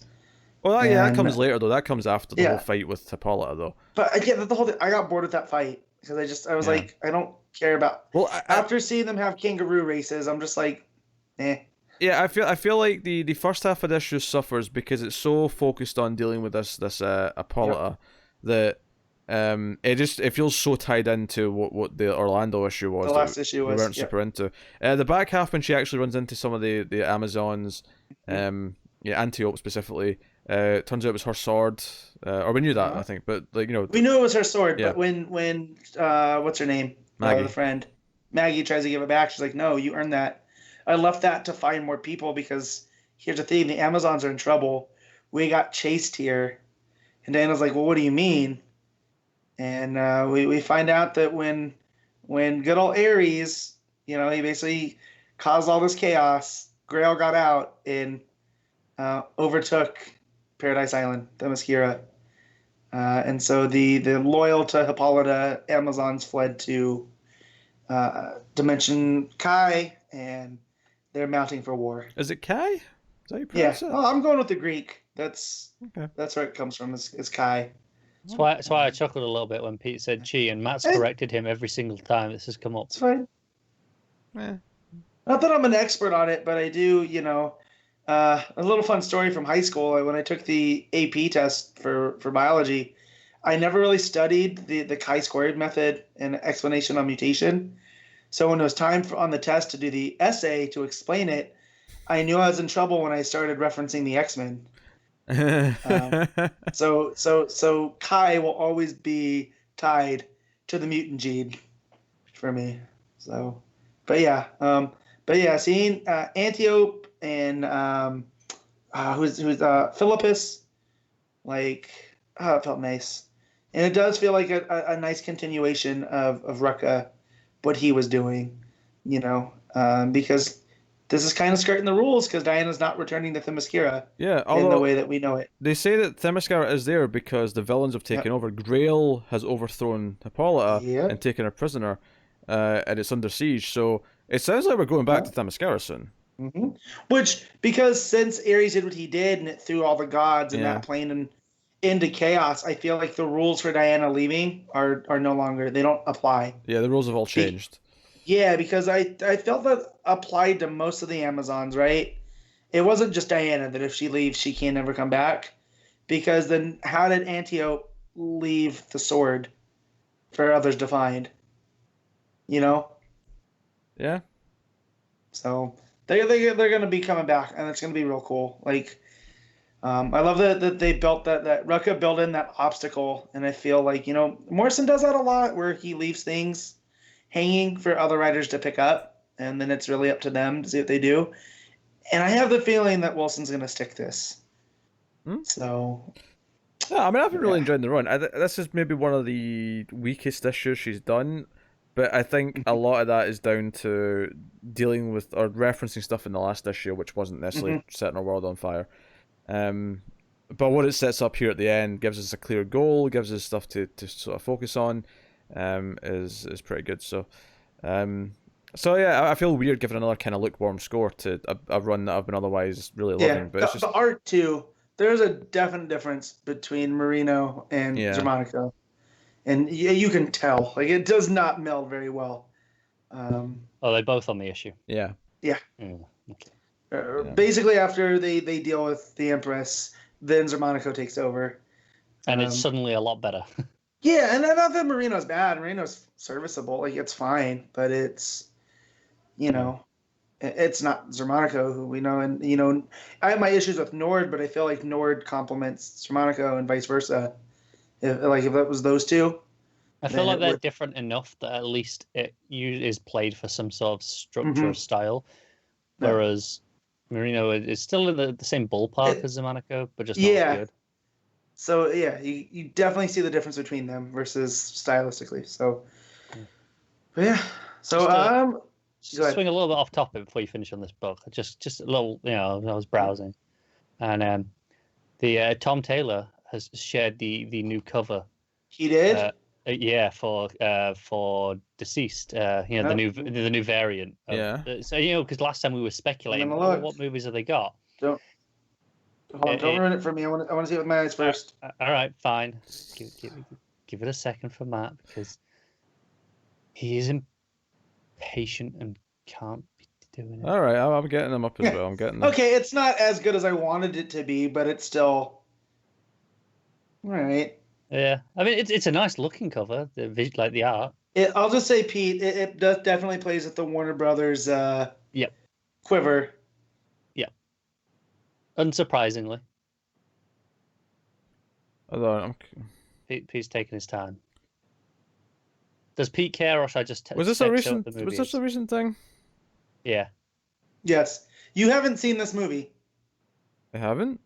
At least I don't think you have. No, I don't. I've seen it. Yeah. What's one of the few horror movies in the past 6 months that Matt's seen that you haven't, Pete? I don't know. Maybe The Curse of La Llorona? Oh, right. Yeah. I felt like he built up to nothing, and I hate him but love him for this. It's not the full cover, though, right? It's just a strip from the middle of it. No, you gotta click through Facebook, bud. I'm on Twitter. Oh, yeah, I don't know. Maybe he hasn't link. shared it on. Oh, no, he did. Oh, okay. Do I gotta share it in the chat? I'll share it in the chat. Give me a second. Pete doesn't know how to internet, apparently. Well, no, it's not there. There's not a full cover there on Twitter. Pete turned 30 a couple of months ago. Now he's an old fogey who can't use the internet. There is not. I've seen it now. It's linked me to Facebook. But you don't just link to Facebook on Twitter. Just post the image on Twitter. That's just Tom Taylor's fault. He's trying to drive looks to his, Well, just for that, he's not getting his jingle this week. Oh, however will he recover His career is doomed. I like how you're really like annoyed about this, but people post Instagram links to Twitter all the time, and Yeah. that's owned by Facebook. It's basically the same. Yeah, but I'm used to people posting. People don't post links to Facebook. I literally never see anyone It's do going to be a that. classic movie, and it ends up being La Llorona. I mean, it's a decent cover, but The Not cover's a decent movie. the cover's nice, but like, there's no excitement from the movie it's referencing. no, not at all. It's it's like it's like why, like. Anyways, Yeah. Mhm. so my score for Wonder Woman, I'm gonna give it a 6.5.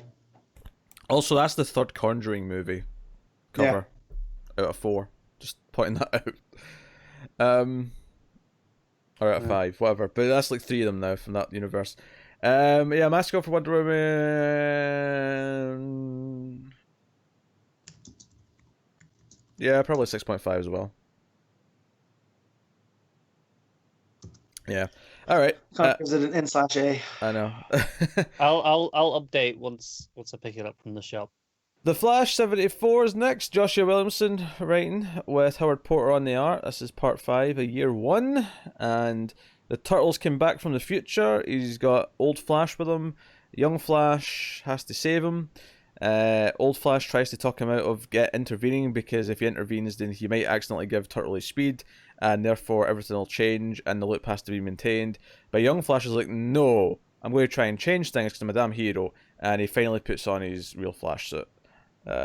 In a nothing moment, he just kind of builds the ring. It's like, yep, that'll do.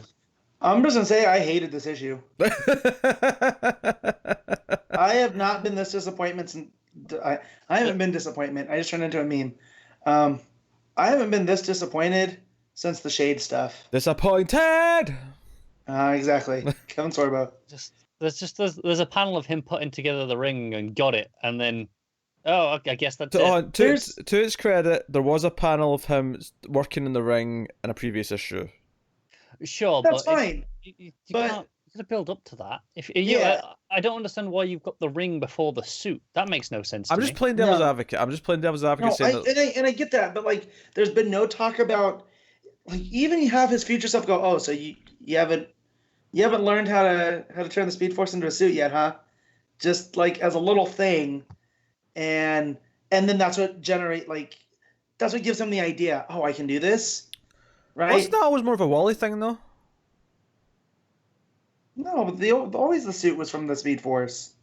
That's why it was in the ring, I thought. No. He just makes because the the fabric. ring. Yeah. Yeah, he makes the fabric fold really small somehow. Yeah. He's basically using the atom tech. I mean, he's not really, but that's essentially he's using the atom That tech. says, I will defend Matt in the sense that there are a couple of panels of when it's going on that it seems to form around him rather than go over him. That's like an you art would with the mistake. fabric. No. Yeah, that's why I thought that again, this is a year 1. You can change continuity. And here's the thing: I would agree with Matt, but we do have a panel clearly showing the ring open with the small suit inside it. Because the suit being made out of the Speed Force was always Wally's thing. That was like Wally being like he was better. Yeah, so I'm mixing them then. Yeah. The problem is this issue does indicate both directions in some mixed messaging, because like I say, you got the ring open with the suit in there that you can clearly see, but then when he's actually putting it on, the page before the full reveal, you can see it forming around his head rather than going over him like a fabric would. I don't know what to tell you. It's just sloppy. Like there's like no the rest no of us. build up to it. There's Well, obviously, I didn't like this issue. I've been complaining about this stupid shoehorned in future plot, and this entire issue is future Turtle and future Flash are in present day. That said, I do like him talking to his older self, and him talking about Iris. I did like that. I think I'd like it more if it wasn't a year 1 story. Yeah, Like that's it. if this wasn't I an finally origin. agree with you guys that like there's even if it was a secret origin, it sucks. Like it's. No, so if this wasn't an origin at all, if this was gotcha. just him meeting the older Flash at Yeah. some point in his career, but not because early days. this is dealing with a turtle who's not a grade A Flash villain, right? Like we've seen Cold once or twice. Yeah, is the implication in this issue, by the way, that obviously until Young Flash is going to change it and we get continuity as we know it, that this was going to be the thing that happened that turned the city into a dystopia?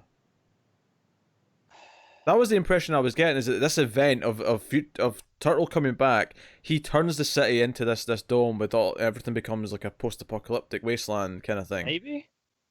That was the impression I was getting. So the ring, it was chemically treated to shrink. That's why he was able to put it in the ring. Yeah, but that doesn't explain the panel of it forming around. No, That's but I'm just saying. Yeah, I'm just saying. Yeah. Also, it's weird. Obviously, he can't be inspired by Jay Garrick yet because Jay doesn't exist for another few months. Bullshit! They're reading a Flash comic in there. So that's it. Instead of being directly inspired by Jay, it's hey, the Jay was the Flash in the Flash comic, and he just takes the name from that. Which, sure, I guess. The enthusiasm. Yeah, I mean. Yeah, the Turtle stuff sucks. I don't like. He's a crappy villain. I do not care. I'm starting to run I don't care about the Speed Forces. Where the Speed Forces? I care about the Speed Force. I don't care about the other forces really. This is the worst year one I've read, and that said, I'm not reading Superman year one, so don't at me. But yeah. Yeah, I don't even know what I've got to add. I mean, the only positive I have is there's only one more issue of this left. Yeah, there's a lot of Turtle double-page monologuing. There's a lot of. Okay, I'll say one positive thing, and that is the distinction between the Turtle and the Flash. The Flash cares about family, right? They're very important to him, which is a good thing going forward with Barry and the whole Flash family aspect, versus Turtle, who just sees a family as a means to an end.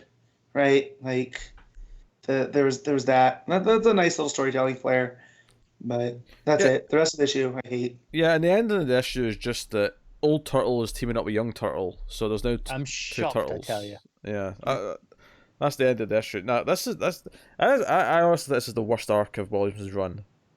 Yeah. Yeah, I've had a few problems throughout the run. More than you guys, the Speed Forces. No, not the Speed Forces. The other forces. You did what I did. Yeah, with those two terrible characters that I really hated. That I can't remember what they were called now. You had Forza and you had the other guy. No, it was the two villains. Gemini. Gemini. Yeah, they were terrible, and that probably was the worst part of the run, and then this happened. See, I loved how pulpy all that stuff was. Going to, the island where bad people go to vacation. Yeah, there's some flourishes there. None of that's here. Honestly, the Flash Year One is every not everything, but it's a lot of the really annoying shoehorned in tropes that comics love to do at times. It's everything that pisses me off about comic book storytelling. Is we're going to put more things into the backstory. We're going to, I don't know. Do you know what bothers me the most about this? A lot of the year ones, all the good ones, sure they add things, but they're usually really straightforward, right? They're just, hey, it's year one. We're covering it's back to basics for the character. It's just, let's just get them up and running. All of them. Not counting Superman. Ignore that one. I mean that's the appeal of them. It's basically saying let's do a proper TV pilot of it, so that the rest of the stories have something to play off of. Exactly. Whereas this is convoluted time travel, breaking a loop. What? Because obviously back in the Golden Age or even the Silver Age whenever they started characters, it tended to be a 2-page origin story for the most part, right? Yeah. So that's why we had to go back and be hey, we should probably expand Batman's origin into an actual story. Decompress it.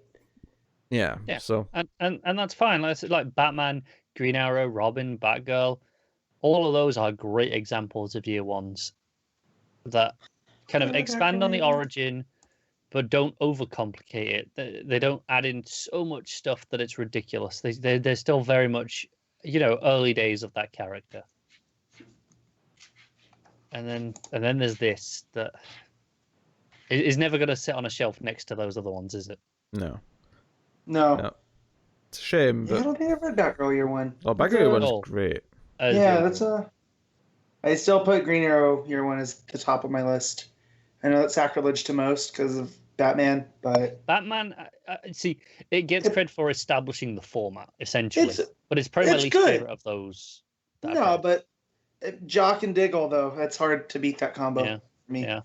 And but might be my favorite Green Arrow story. I mean, the Lemire one, it's a little up and down, but yeah, It's a great Green story. Arrow one's fantastic. All right, I guess we should rate Flash. Matt, what are you giving it? 3. A 3 on a Matt scale's nuclear. This That's like issue a upset 1 me. for everyone else. Oh dear, Connor. Like a 4, but just because I almost don't care anymore about this story. I'm just kind of waiting for it to be done and we can get back to something proper. Yeah, At least I know there's only one more issue.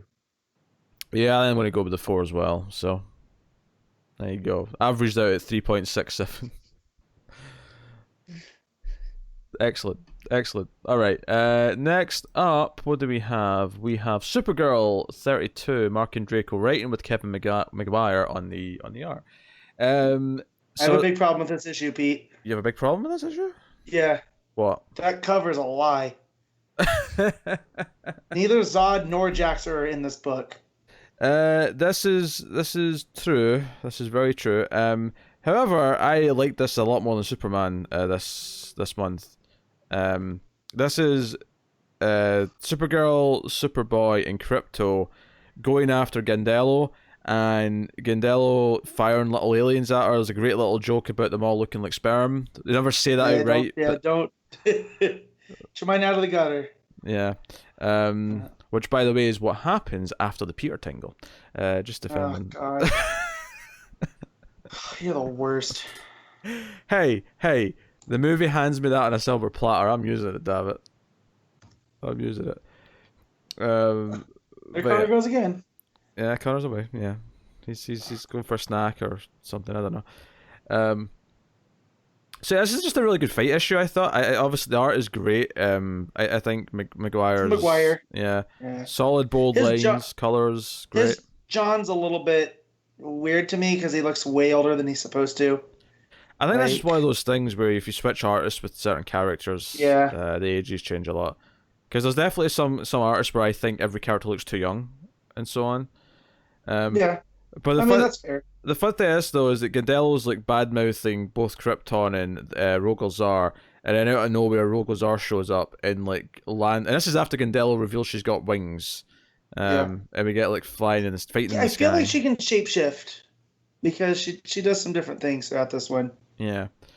And we get this struggle between Supergirl and Rogol Zar over the axe. He tries to like Thor his axe in to use that as a verb. And Supergirl's like trying to hold on to it and they're kind of fighting over it. Really, really fun stuff. And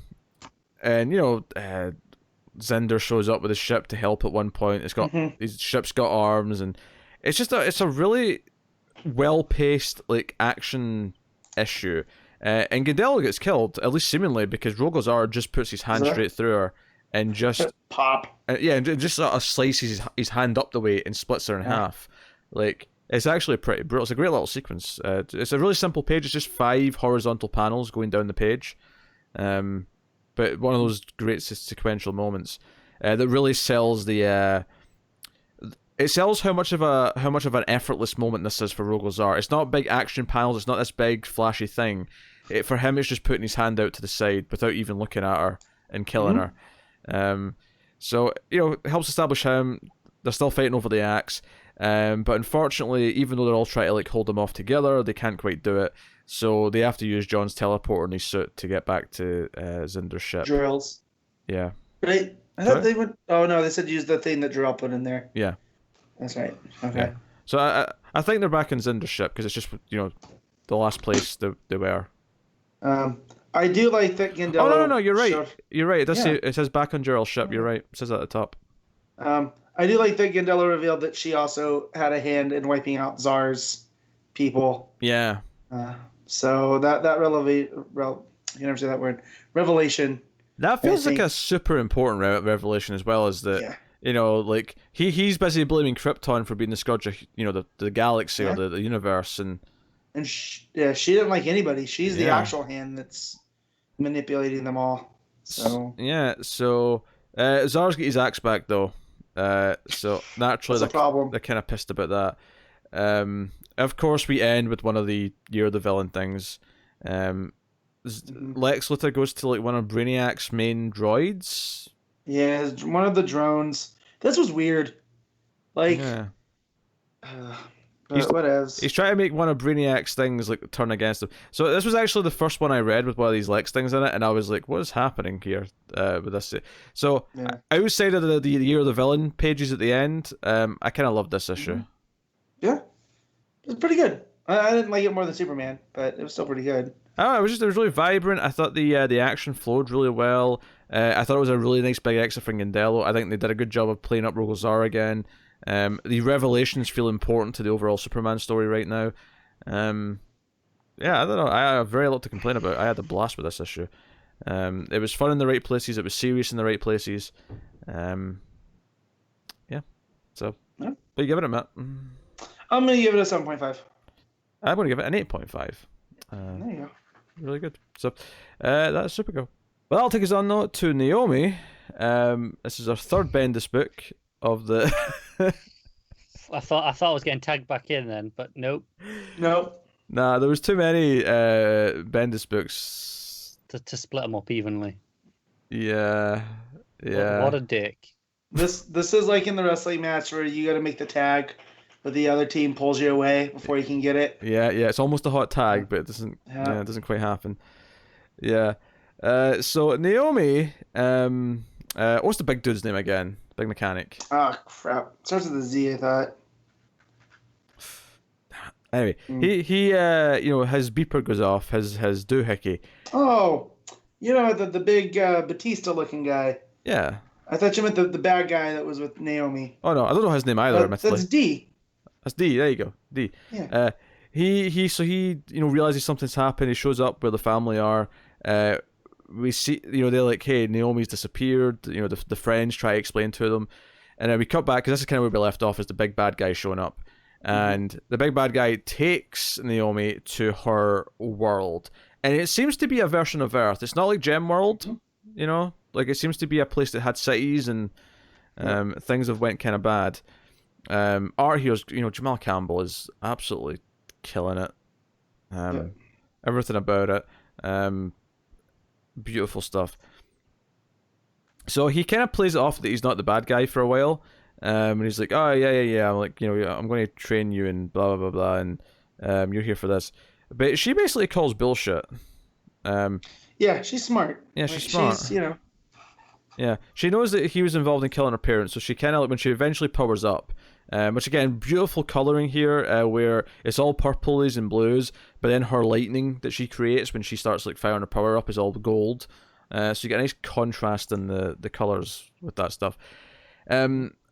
So she's fighting him, and she's not doing like a great job. And then like a character who actually is on her side from this world, one that actually brought her to Earth. It's Akira. It's her, lack of a better term, her aunt. Yeah, aunt, godmother, call her, whatever one's applicable. And she's like, no, you're not supposed to be here. Your parents never wanted you to come back, so please never come back. And she's able to send her back to regular Earth. Yeah. So she comes through a portal, and the big guy comes through as well, though. And Naomi, to make sure that he doesn't hurt anyone, we get this gorgeous full-page spread of her with all the power she can muster. Again, not knowing her own strength because she's just got these powers. Punches him, and it makes him fly all the way back into the portal before it closes. And it's just this great gold streak of him going back. And it's a gorgeous page, and it neatly sets up her power levels, and it's like, no, she's actually really powerful. And it doesn't necessarily mean to say that she would be ready to take him on in a proper fight, but one surprising punch caught him off guard, and then it was too late for him to fight back. I kind of like that. I like the circumstances. Well, you feel that's why he was if he couldn't corrupt her, he was going to destroy her. Yeah. That's all that was about, because it seemed to me like he was kind of tempting her, Emperor style from Star Wars, and she has a full-on Luke moment from here. Star Wars. So, I mean, she even's like, you killed my parents. You kill my parents. My name is Inigo Montoya.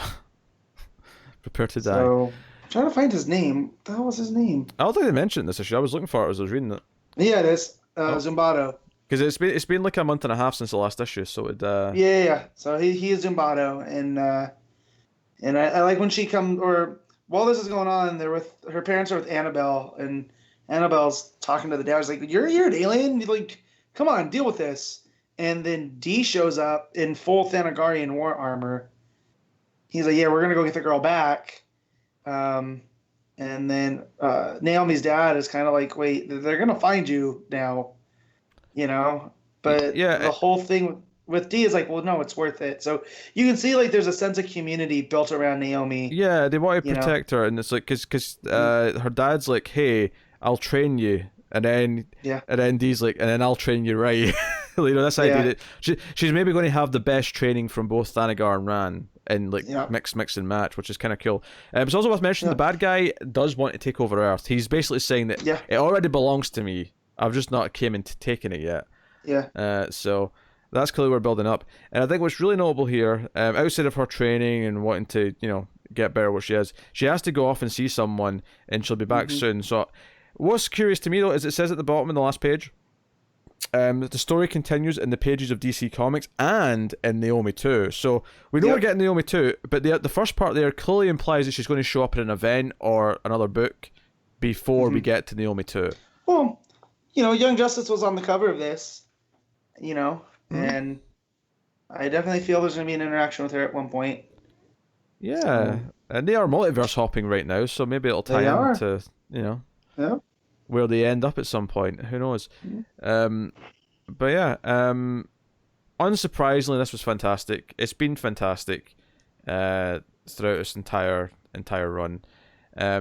If I have any critiques that maybe rank it below some of the other issues, it would just be that for the portion of the issue where the bad guy has her there and they're going through the motions of him pretending that he's not a bad guy, that is the only part of the issue where I'm kind of like, okay, I know what he's doing here. This could have been quicker. Yeah, me too. It's not like it's a nice culmination, but it doesn't hit the same level as the other issues have. Yeah, at least for me. The money moments, the art does take it a long way. But the money moments when she punches him and stuff like that towards the end are great. Are fantastic. Well, the stuff with Akira too. That's a really well-paced action scene. Yeah, where she opens the portal and then he jumps through after her. And as you were saying as well, all of the stuff with the mom and dad, Annabelle and Dee, all that stuff is great. It took until this issue to realize, like in my head, that Dee's just Batista. And he's that lovable. So this was like, I'll train you right. I definitely read that as Drax. Yeah. So I dug it a lot, and I'm excited to see where it goes. And I love that it's built a good supporting cast for it. It's not just her, which is something that I think DC was lacking in New 52, and we've had a lot of that back in a lot of the various books. But it's nice that she's starting with a solid supporting cast, and I care about all of them in some way or another. So it's really nice. What are you rating Naomi issue 6? I'm gonna give it an 8. Okay, I'm going to give it an 8.5. I can't go as high as the 9. Some of the issues have had 9s and so before, but... Yeah, as weird as it is, the last issue is kind of the one I like the least, but it's still good. Like, it's not, Yeah. Well, I had the least mystery, I suppose, because it was... we've learned as much as we know at this point already, so... Yeah. But no, some big money moments, really good. Which will take us on to Batman and the Outsiders issue 3, Bryan Edward Hill writing with Dexter Soy on art. And you know what, I've been talking for so goddamn long. Connor's been sitting there quiet. Connor can explain the gist of the plot. Oh, can I now? Yes. All right, fine. Basically, Batman gathers them all together and it's like, hey, I got a mission for you. There's an enemy I need you to take out. So off they go, and I think it's a trade. He's very aware that it's a training exercise, and I think he's going to be the villain. So off they go, and of course it becomes something more personal, doesn't it? That's the point. To be fair, he never lied. He just didn't mention he was going to cosplay as an actual villain. Yeah. No. It's like going into the danger room and being like, oh yeah, I'll create the problems for you guys, but you don't tell them that, Colossus is going to dress up as a Sentinel, like, Yeah. I think my biggest problem with the issue on this plot is that it probably goes a little bit too long, where it's trying to pretend that it's not Batman just to make us kind of, we're supposed to be with Duke, but it's very clear from the second he shows up that this is Batman, and I think it just tries to play it a bit too long before revealing it, that it suffers a little. I'll give it this though. I actually really like the emotional beat at the end where Cass hugs Duke. I actually really like that. Yeah, that was a great moment. I do like that it counterbalances this story with the story of the girl, with Roz trying to basically break her. I want to say Yes, he wants to. I want to say Sophie. Yeah, Sophia. Sophia. Oh, I was close down. Yeah. No. And trying to break her to use her powers for the league and whatnot. Yeah, some gorgeous imagery with her and the dragon. Yeah, it's because his thing is basically, I'm going to turn her into a killer, and she must embrace all of her anger and rage. Where obviously with Batman and the Outsiders, it's no. We have to understand what's affecting Duke, and then we're going to try and help him through it. Very different. Duke is the worst. He's been alright in this book so far. They try to make me like him, and it does the opposite. I don't think I'm feeling as harsh on it. I don't dislike him anymore from this book, but it hasn't made me like him more either. Yeah, I do like. I still feel superfluous as a Bat character. Like, I do like Batman's thing here, where he's like, okay, you failed Sophia, but the only thing we can do is try and not fail her again. And it's going to be harder because right now Ra's al Ghul is Indoctrinator. He's going to try and turn her. He's going to send her down this path. We're going to have to try and bring her back, but we're not going to fail. We're going to keep trying. So, the basic determination there I quite like. Just to make sure, the rest of the team all knew this was okay. This is a thing for Duke, right? I feel like they had to have. Because otherwise, when Jefferson's like, all right, we'll all split up one by one and go, and I'm like, hang on. This is Batman. This is a terrible plan. If you know you're going against Batman, let's go one at a time into a room and see if we can find him. It's very Scooby-Doo. Let's split up. Why? Kind of, yeah. He gives a reason. It's like, we'll bait him out. I'm like, that's it. No. I think retroactively they all know, and he's like, right, we're all going to go off so that Duke can be confronted alone. But that only works if they're aware of what's happening, and it's not, I think if they weren't aware at the start, I think they all understood it before Duke did. I think they all clocked what this was beforehand. The art, by the way, is absolutely gorgeous from Soy. I love how Soy does hair and beards. Like, there's something about the beard in Ra's al Ghul in this that I think is like one of the best looking beards Ra's al Ghul's ever had. Yeah, he does great stubble as well. Yeah. Bruce's stubble looks good. Yeah, and I think they do know, because Cass even admits that it's kind of her fault that Bruce had this idea. Yeah, she says she told him about it. So, and the hug. But no, the hug's really great. I still really enjoyed this issue. I mean, I don't necessarily disagree with the criticisms, but overall I'm actually really enjoying this as a team. And I like how it's given Sophia all this time as well to build her up as this potential villain or whatever we're going to have. This. If it's going to keep coming out on a busy week, it might have to get cut. Ooh. Like, if this keeps happening, and not because I'm not enjoying it, because it's a decent read, but I could have read one less book and been okay, I think. I mean, I like this. I like this more than a lot of what we've already talked about. So, I mean, this is not even close on a regular basis, though, or just like because the other things were having off issues. And I mean, in this case, Wonder Woman and Superman, it's probably because they're slightly lesser issues, but Flash 2, I assume. And Flash 2, but Flash has been having an off. I would gladly read this over Flash and not having read the Flash, but I just on a busy, and it's not always going to be this busy on this week because we had 2 books pushed. So, but yeah, if it comes out on another busy week, I don't know. The 3 books pushed actually. Yeah. Well, what's the third one? Batman. That was maybe last week. Oh yeah. So on a normal week, this would have been book number 8. Instead of 11, yeah. Yeah. So 7 to 8. And I kind of read it before I fell asleep, and just it's definitely in stats you have a replacement level player, and that's kind of just like the, the most competent a player can be, and like if you want to say like a player's better, it's a win above a replacement player, and I feel like Batman the Outsiders to me is that replacement player book. You know, like Naomi is worth like 8 wins above replacement. You know. So. I mean, I'm really digging it so far, but I mean, yeah, I'm enjoying it. Not nowhere near dropping it.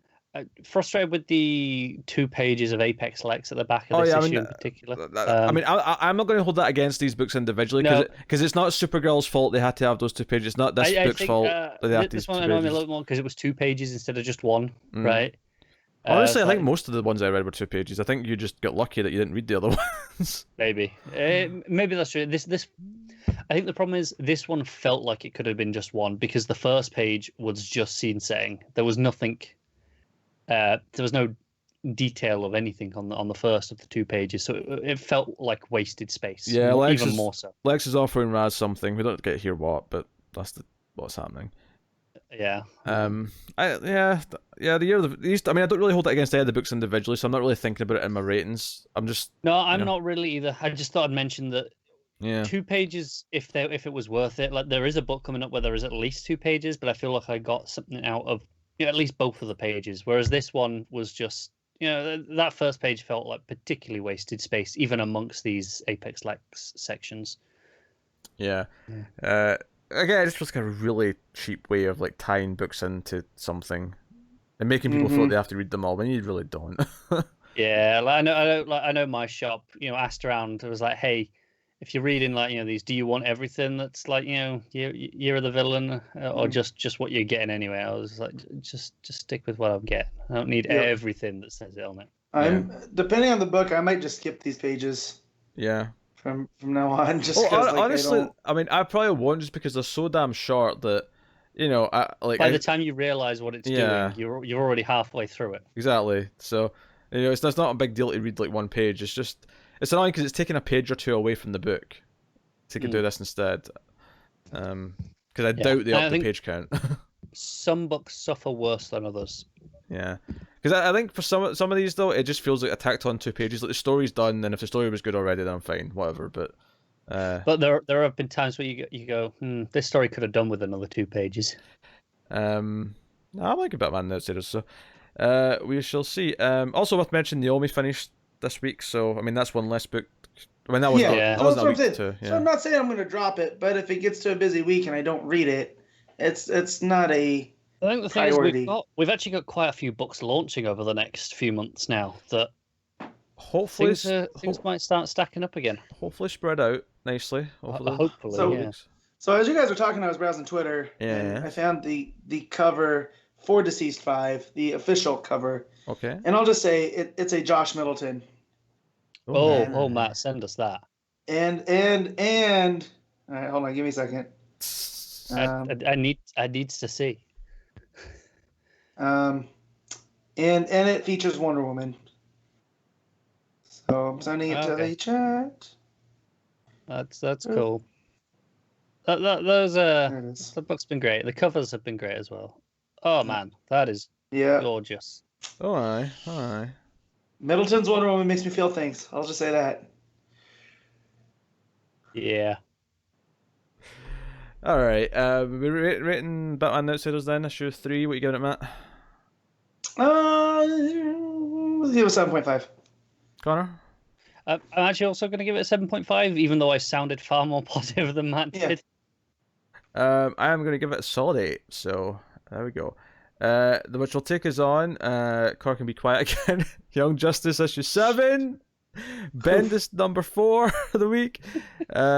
With Dan Hipp, David Lafuente, and John Timms on the art. A lot of artists because they hop through multiple Earths, and each Earth has a different artist. And it's used to great effect as well, actually, because Bart, the first one they go to is like little baby versions of the Justice League. That are really like cute. chibi versions. Yeah, and Bart's like, oh my god, I'm going to eat you all up. And, the others will remind him, hey, Bart, don't threaten to eat people on a new Earth. They don't know if you're being serious or not. He can't help himself. Yeah. And then they jump to the Zoo Crew, Earth, and And this is where I get confused, because I'm not big with Captain Carrot, but he introduces it as, and this is my League of Shadows. I mean Zoo Crew. It's one of those for sure. Is that just meant to be like a Bugs Bunny joke? Or... Because that didn't land with me. I don't know. I did laugh later though. No. Hon. Is this a sinister Captain Carrot? Like, what's going on here? No, I don't think so. Because because Tim asks him, like, Superman, like, how do you know him? And I love when he leads in the way it's spelled multiversity is multiversity. Multiversity. Got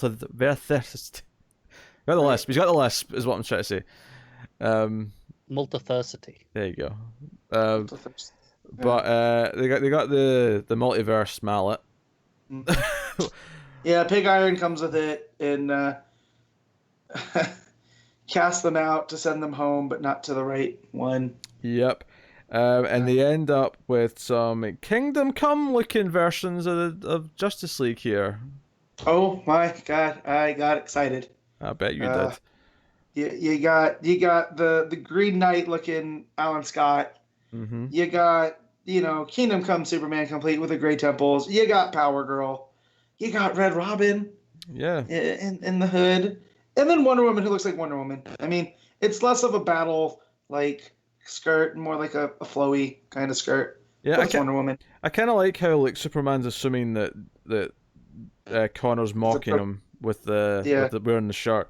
And then the others. I mean, initially that's not untrue with Connor, right? But yeah, and I love how he's like, like just he sees older Superman there, and his instincts kick in. And obviously, some of the others try to explain who they are connected to those. Yep. Notably, Tim doesn't really, which is good because it turns out later that there's like Bat Gangs coming around trying to like cause trouble. Yeah, what's up with that? I don't know. Kingdom Comes went downhill. So I love the double page spread where Alan's got them all in green bubbles, except Cass is wrapped around the lasso, telling the story so they know it's true, and they're like, shit, I guess we do have to kind of trust them. But they see footage of Superman having killed Shazam on this Earth, and they're all kind of freaking out about Killed or it. defeated? I feel like the Superman, Earth, Kingdom Come Superman still doesn't kill. Yeah, that's true. But who knows if this is Kingdom Come as we know it? I mean, that was supposed to be Earth 22, but who knows anymore? Shocks and reverberations sent. But I do love Tim going bats. Why did it have to be bats? I mean, if you're gonna echo Indy, of course I'm gonna love it.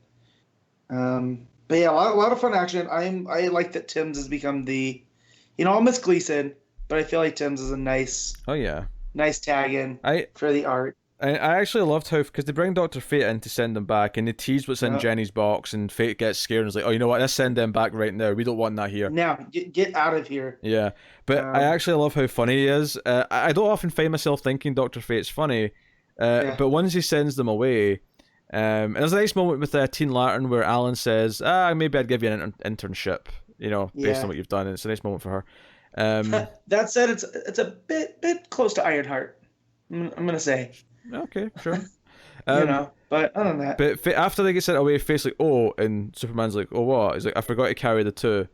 He's like, wait, what? I'm actually just going to read some of this page because I think it's really funny. He's like, I calculate Blizzard, but, well, I completely blew that. I feel bad. Oh, I sent him to the wrong Earth. And then he's like, it's an Earth close, and I did the multimath all wrong, but most Earths are similar in dimensional space, blah, blah, blah. But yeah, I feel really bad, okay? And he's sort of like face palming as he says it. And he's like, I can't dial again for 52 hours. Because I think Alan shouts, get them back. And then we can send them back properly. He's like, I can't dial again for 52 hours. It's the rules. I didn't make them. 52. All of this was making me crack up. Well, because he also says he forgot to carry the two. Yes. So I'm guessing he sent them to Earth 50. Possibly. There's no, because the last page they're on this new Earth, and we don't really get any. At least I didn't notice any indication as to where they are. My instinct though was actually Earth 3. That it was like one close to regular Earth, but it was Crime Syndicate. Yeah, let me see what Earth 50 is. Stupid wiki page. So reload. All right, let me find the search bar. Because it says next the worst Earth, the absolute worst one, and it's not even close. Yeah, but I feel like that's a red herring. Yeah, maybe. I feel like it's not going to be Earth 3. Although we just saw Earth 3, maybe Ultraman's going to be pissed that he lost his Superboy. He's going to come after Khan. Yeah, I mean maybe by worst Earth it's they're setting up a joke, and the worst Earth is actually an Earth where Jason Todd and Guy Gardner are in charge. There is a Metropolis, so it's not like they got sent to Earth Prime. Yes. Because I feel like there's not. Oh, nope. So if he forgot to carry the 2 and they're on Earth 50, that's the Justice Lord's Earth. So that's not good. You're familiar with the Justice Lords, right? From the animated series? Not off the top of my head, no. So the Justice Lords were flashed eyes. So the Justice League ends up becoming like authoritarian dictators. Okay. For safety, yeah. I don't know. Alexa's president. I don't know if they're setting up because the carrying 2 thing on its own might just be a joke. It may not literally be 2 off, if that makes sense. Yeah. Because it could also be Earth like 2 or 3, right? By that logic, if it's just 2 off. Well, yeah, because the way that they're set up is they're concentric rings. Yeah. So it could be 2 over. But it's the complete opposite of the animated Earth, which is Earth 12. So they would be on opposites. So yeah, who knows at this point? I love apparently, that all this might not even be relevant. It may just be a joke that's carrying the 2 and it ends up in whatever number. It could be any number. Unless Bendis is taking his math here very seriously, which he may be. But yeah, but Bendis... But even he's like, I'm telling you though, they're going to be fine from Fate. I feel that that's famous last words. Yeah. So, yeah, who knows? I need it now. I need a map of the multiverse. Yeah, the art was good. Obviously different art styles for the different Earths made sense. It worked really well, so I can't fault that. Maybe it had something to do with the issue being a week late. Yeah, maybe. That said, I still really enjoyed it. Oh, that's did I. I look forward to it. Although I did think we were supposed to get Tim's new name in this one, but maybe I was mistaken. Yeah, it must just be coming up elsewhere. Yeah. All right, hold on. Here's a map. Come on, load, would you? Mass doing detective work. You know I can't let it go. I'm a continuity wonk. I got to know. That's why people find me endearing. Oh, that's why. Yeah. I was wondering. Right, where's Earth? Is Matt searching for answers or something again? Earth 0. They get sent to another Earth. Were you not listening to anything there? No, I was reading a comic. Gosh, you bloody were. Earth 20. Where the hell's 22 at? Dr. Fate on the Kingdom Come Earth sent the Young Justice to the wrong Earth. He meant to send them home, but he forgot to carry the 2. So Matt's trying to figure out, based on that line, what Earth they went to. Alright, so 22 is close to ours. That's where they just were. That's in that one. So, could be one of the mysterious ones. There's 1, 2, 3, 4, 5, 6. There's 6 question marks on the multiverse map. So, yeah. Well, you'll find out in about 6 weeks' time. Probably. 6 weeks? Why 6 weeks? I'm just assuming there was another delay. I don't know why. I thought I read something about another delay, but maybe I didn't. I don't recall any more delays for Young Justice. But, I mean, we'll see. It's better on week 1. Week 1's quieter. Keep it on week 1. Yeah, please. So, about what you rating? What are you rating Young Justice? Oh, this was an 8.5. I'll give it a straight 8. It was good fun. Character I'm happy we're not lining up because I was getting worried after our Spider-Man review and we lined up without, thinking about it. I was getting a little bit worried. We've had a few different scores this episode. I know. I'm happy about that. Okay, well, there we go. That'll take us on to Hawkman issue 14, Robert Venditti writing with Patrick Olliffe on the art. So you two read this. I finally get a break. I get to have a snack. Yeah, there you go. Snacks are good. Yeah. Yeah, you get a bit more archaeology here with Carter, but he's having bad dreams. Yeah, so basically, every time he dreams, it's like all these dead bodies, and he's not sure if it's a memory that he's reliving, or if it's just fears. Bad dreams. Yeah. Yeah. So what I did like about it though is like he's like, well, I lived all of these heroic lives as a Hawk. What about when I was Qatar Deathbringer? Like, when is that gonna start? And yeah. So, and I like here that he goes. Seems like he's in Africa. I think he's in Kenya. He is, yeah. He meets up with one of his people that is always there. We've seen up previously in Venditti's run. He has he's just got so many friends all around the world, hasn't he? Yeah, and so he's talking to him about you got to stop worrying. We all know you're the hero. You've done so much good, but it's not good enough for Carter. So. The Shadow Thief gets involved. Yeah, well, we'll get to that a bit because Hawkman is like, right, okay, I'm off to there's a door that opens in Mount Kenya, once a year I think it is, the shadows fall in the right place, that an entrance appears, and you go in and there's there's this fire pit and like an altar, there's all these cave paintings on the wall. And he sits down and he begins to meditate. And then that's when you see the shadow behind him. His shadow starts to move independently. An arm comes out. And then, the shadow swings a mace at him. And we get a pretty great fight sequence between him and his shadow.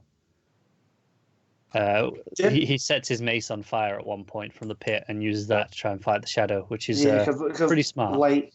Yeah, because light chases out shadows, and which I'm thinking, I was like, oh man, Shadow Thief's really, because he used to be able just to assume the role of a shadow to be sneaky. He could never outright control them, like the villain in Princess and the Frog. Yeah. Right. And he literally steals Carter's shadow here. It gets dragged off. One of the only criticisms I have with the art is he's dragging him by the hand, and then in the next panel looks like it's by the foot. Yeah, a little bit of a switch. It wasn't big on the art in this issue. I'm mostly okay with it, actually. I think it's all right, but I can see why it's not to everyone's taste. I like the scratchiness of it. I thought that worked quite well for all the shadow play. The shadows and stuff, but yeah. So Carter has no shadow anymore. Shadow Thief literally stole it, and then that panel where you've got the shadow trying to grip onto the floor. You got the fingernail scrapes going. That's great. But then the fire consumes, and Carter's trapped in there. And this is where we actually get 2 pages at the back with him, the Apex Lex, which I think this is the book that I've read where it feels the most relevant, because this is Apex Lex talking to Shadow Thief, and it's explaining that he's no longer just able to imitate shadows, like Matt said. He can now control it, and which, given that that's what all the issue was about, this actually feels relevant here. It's not just a setup for something that'll happen down the line. This is directly what happened in this issue. So this one actually felt okay calling it a tie-in was still, Well, but it does add Shadow Thief back to the quiver of villains, because that was Hawkman's big one. I remember when I read the John's stuff, he was the prevailing arch nemesis. So, kind of like if Carter's Indiana Jones, Shadow Thief is Belloc. Whereas he knows the better friends, he knows who to pay off in order to stuff. So the fact here that he's actually a thief of shadows now. Yeah, the extension of his power is actually an interesting one, I think, rather than just, imitating shadows is clever anyway, don't get me wrong, useful. But to then be able to control it and manipulate it, not even just to fight, but, the idea that he can create shadows to do things, somewhere else as a distraction, as well as, being a shadow himself, seems extremely useful. And actually really interested to see what he does with Hawkman's shadow. Why steal it? What? Right. How will that affect him not having it? Because you assume it will, but no, that's real interesting to me. I'm looking forward to this arc now. Yeah. It's interesting to see this book transition because obviously the first 12 issues were just so focused, the one big story. Yep. It was the time and space. Yeah, and then element. Now we're getting more to traditional. What's going on Earth with Carter? This is more traditional Hawkman for sure, than just the kind of re-establishing which version of Hawkman we are again. Mm-hmm. Still the best version of that though, so I'm okay with it taking that first year doing that. And I really like the last issue, which was the Journal War issue, and this here. So now we're on to the next actual arc. I don't think this is going to be a big 12-issue arc like the first one. This will probably be a standard 6. Yeah. But I'm into it. I'm still into it. Maybe the art's not as strong as it was under Hitch. I'll give you that. Yeah, I mean it's still fine though. I mean. Yeah. It's there's nothing really wrong with it. It's just not as it's not as polished. Yeah. I have that song from Princess and the Frog stuck in my head, so that's great. The villain song. Yeah, that's the best thing about that movie. Oh, I mean, it's a pretty good movie anyway, but it's decent, but he is definitely underused as a villain. Oh, sure, but that is one of Disney's best villain songs out of all of them. Mm-hmm. So it's got that going for it. Oh damn it! That's going to be in my head all night as well. You prick. There you go. You're welcome. Yeah, no, that's great. Facilier. Yeah, if rating probably an 8. Yeah, straight 8. Yeah, I'll give it a 7.5. Yeah, I got that. Excellent. Well, I must confess for the next book, which is Wonder Twins issue 6, that this was the one casualty in having so many books.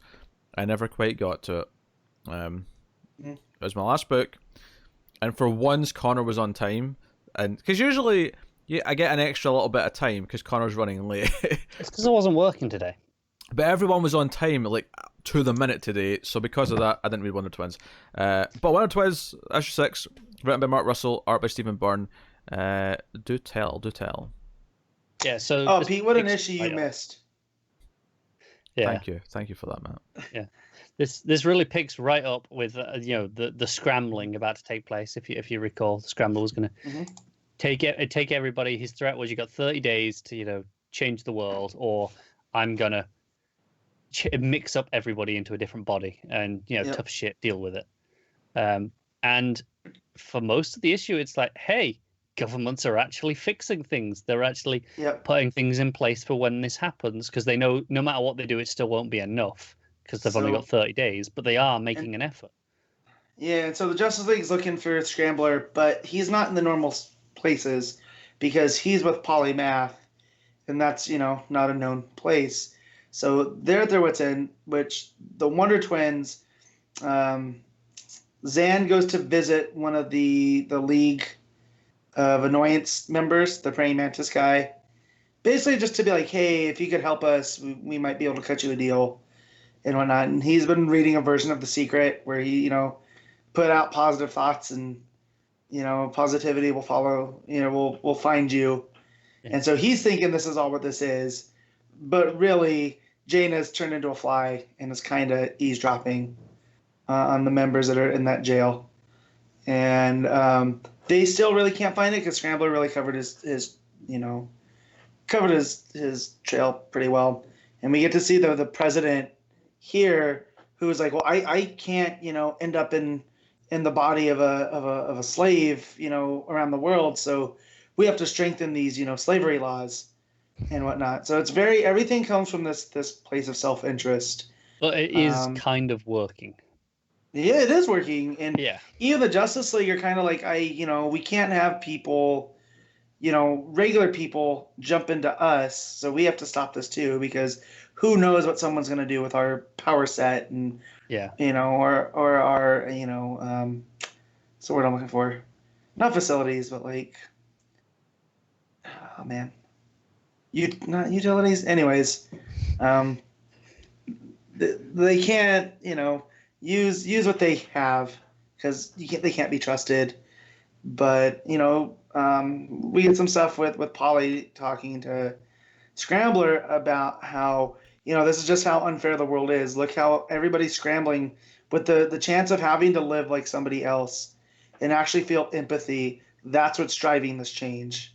And you know what? Like, yeah, maybe this is an underhanded way to do it, but our intentions are noble here. Yeah, and Jaina kind of she overhears, as a fly, she overhears one of them saying, "Oh, the Scrambler wanted Philo's help with something." So she's like, "Oh shit, Polly, I'll go over."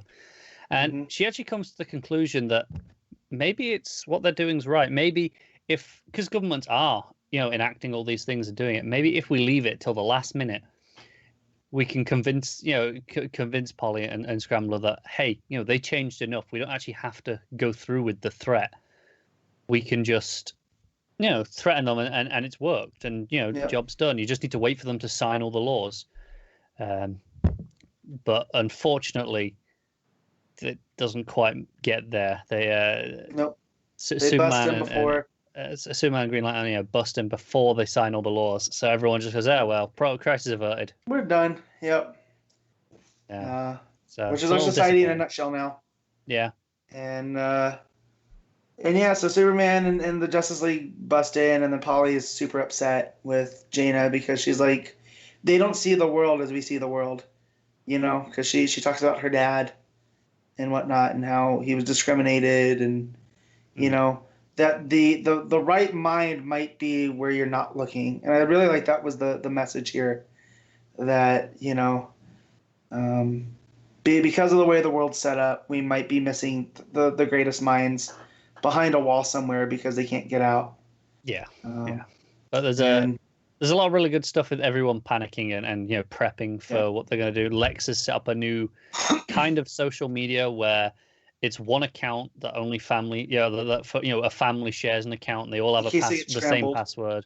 So if they get scrambled, they can all log on and tell each other where they all are now, like what body they're in, where they live, and they can kind of reunite. Yep. Lex himself is like, I'm not getting scrambled. He's blasting into orbit because it only affects Earth with the power that he's got.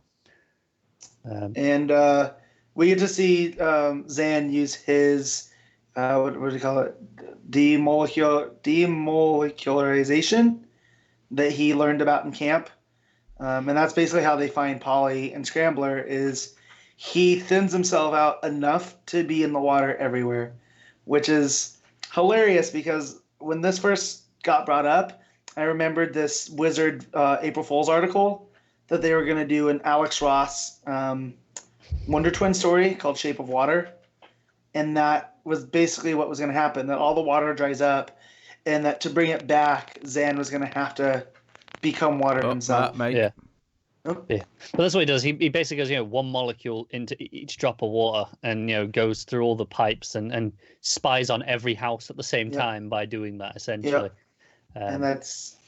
It's clever. It was pretty fun. Before that, we got a touching scene with Zan dropping off his monkey because who knows who would be in his body the next day and would be able to look after it. So that they leave the monkey on the sidewalk with a balloon, and it's crying when he turns into water and drops into the sewer. But it goes and picks him back up after us. Exactly. So now there's gonna be, we know this got pushed to 12 issues. So now there's gonna be a bit of a break. Between we got the end. So the final page is the Scrambler being taken into prison. It's hey, you get your one phone call and then you're mine, and he's like, oh, can I have an email instead? And then to be continued in September. Hey, if this break is what it means that Byrne's doing all the issues, so I'm okay with that because I would hate to change now. That would be horrible. Yep. Yes. Well, this was a good issue. This was a great issue. It's kind of continuing on the plot that we'd established. Still funny. Still got all the messaging. But this is the conclusion as well. So, at least to this story. So as much as it's continued to 12 issues, it's very much 2 6-issue arcs. Still, they didn't just pad this out anymore. They were like, oh hey, well, what would have been season 2 is just the next 6 issues. Yeah.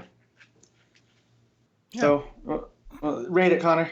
Give it an 8. Yeah, me too. Excellent. Okay. Joe, I don't know if you're interested in some Marvel Cinematic Universe breaking news. Oh yes, I am. So this is more of a leak, but there's basically some private Facebook groups that seem to be officially set up that Okay. kind of implies some of the movies. A couple of them are obvious, Black Widow and Eternals. But there's a Dark Avengers one and a Young Avengers one. And Dark Avengers has been rumored for a while because there's been a lot of rumors about what the roster of that would be based on previous movies. Young Avengers could make some sense too, especially if they're setting up Ant-Man's daughter. If it doesn't have Kid Loki, I'm not interested. Well, hey, who knows what's going to happen with the Disney Plus show? No, we speculated that a while back on the TV news. Yeah. So. Oh, give me Stature. But hey, I love that character. Yeah, apparently the rumors is that we'll have Justin Hammer back as like the Iron Man-esque character in Dark Avengers. I'm all for that. Yeah. He's went and made his Oscar runs. Now he can come back for the money. Ross is Red Hulk, and I like William Hurt, so yeah, get him for Red Hulk. Yeah. He was at the funeral. The other rumors are Ghost from Ant-Man 2, Zemo from Civil War. They could maybe even grab Keaton if he was willing to come back. You know what? I feel like that was the actress from Killjoys. Yeah.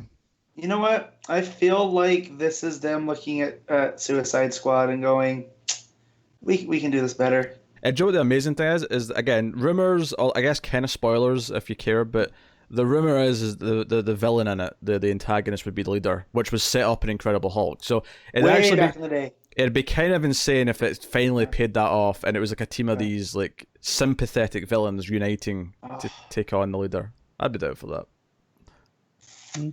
You just reminded me Avengers came out this week and I didn't pick it up. Yeah. Crap.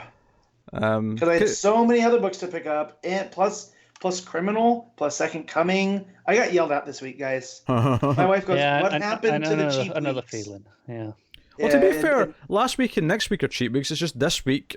Yeah. It's not a cheap that's what week. I told her. Yeah. I go, you know when I come home and I only got 3 or 4 comics. This is making up for it. But I got Criminal this week. I got Thor. I got War of the Realms Omega. Mm-hmm. I got that was me last extra. week when I forgot about things like Star Trek, Buffy, Angel. Yeah. I went to a shop and was like, oh, there's like 4 extra books here that I had completely forgotten about.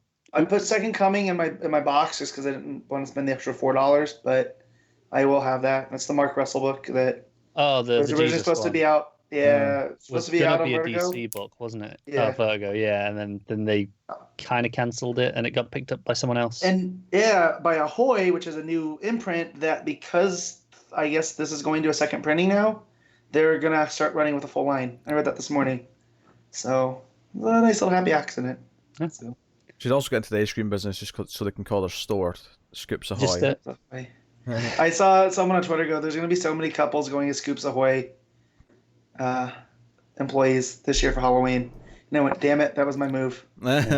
Just while we're talking about like some other comics and stuff, my comic shop shared some numbers this week that I laughed at. So Marvel Comics 1000 is a thing that's happening.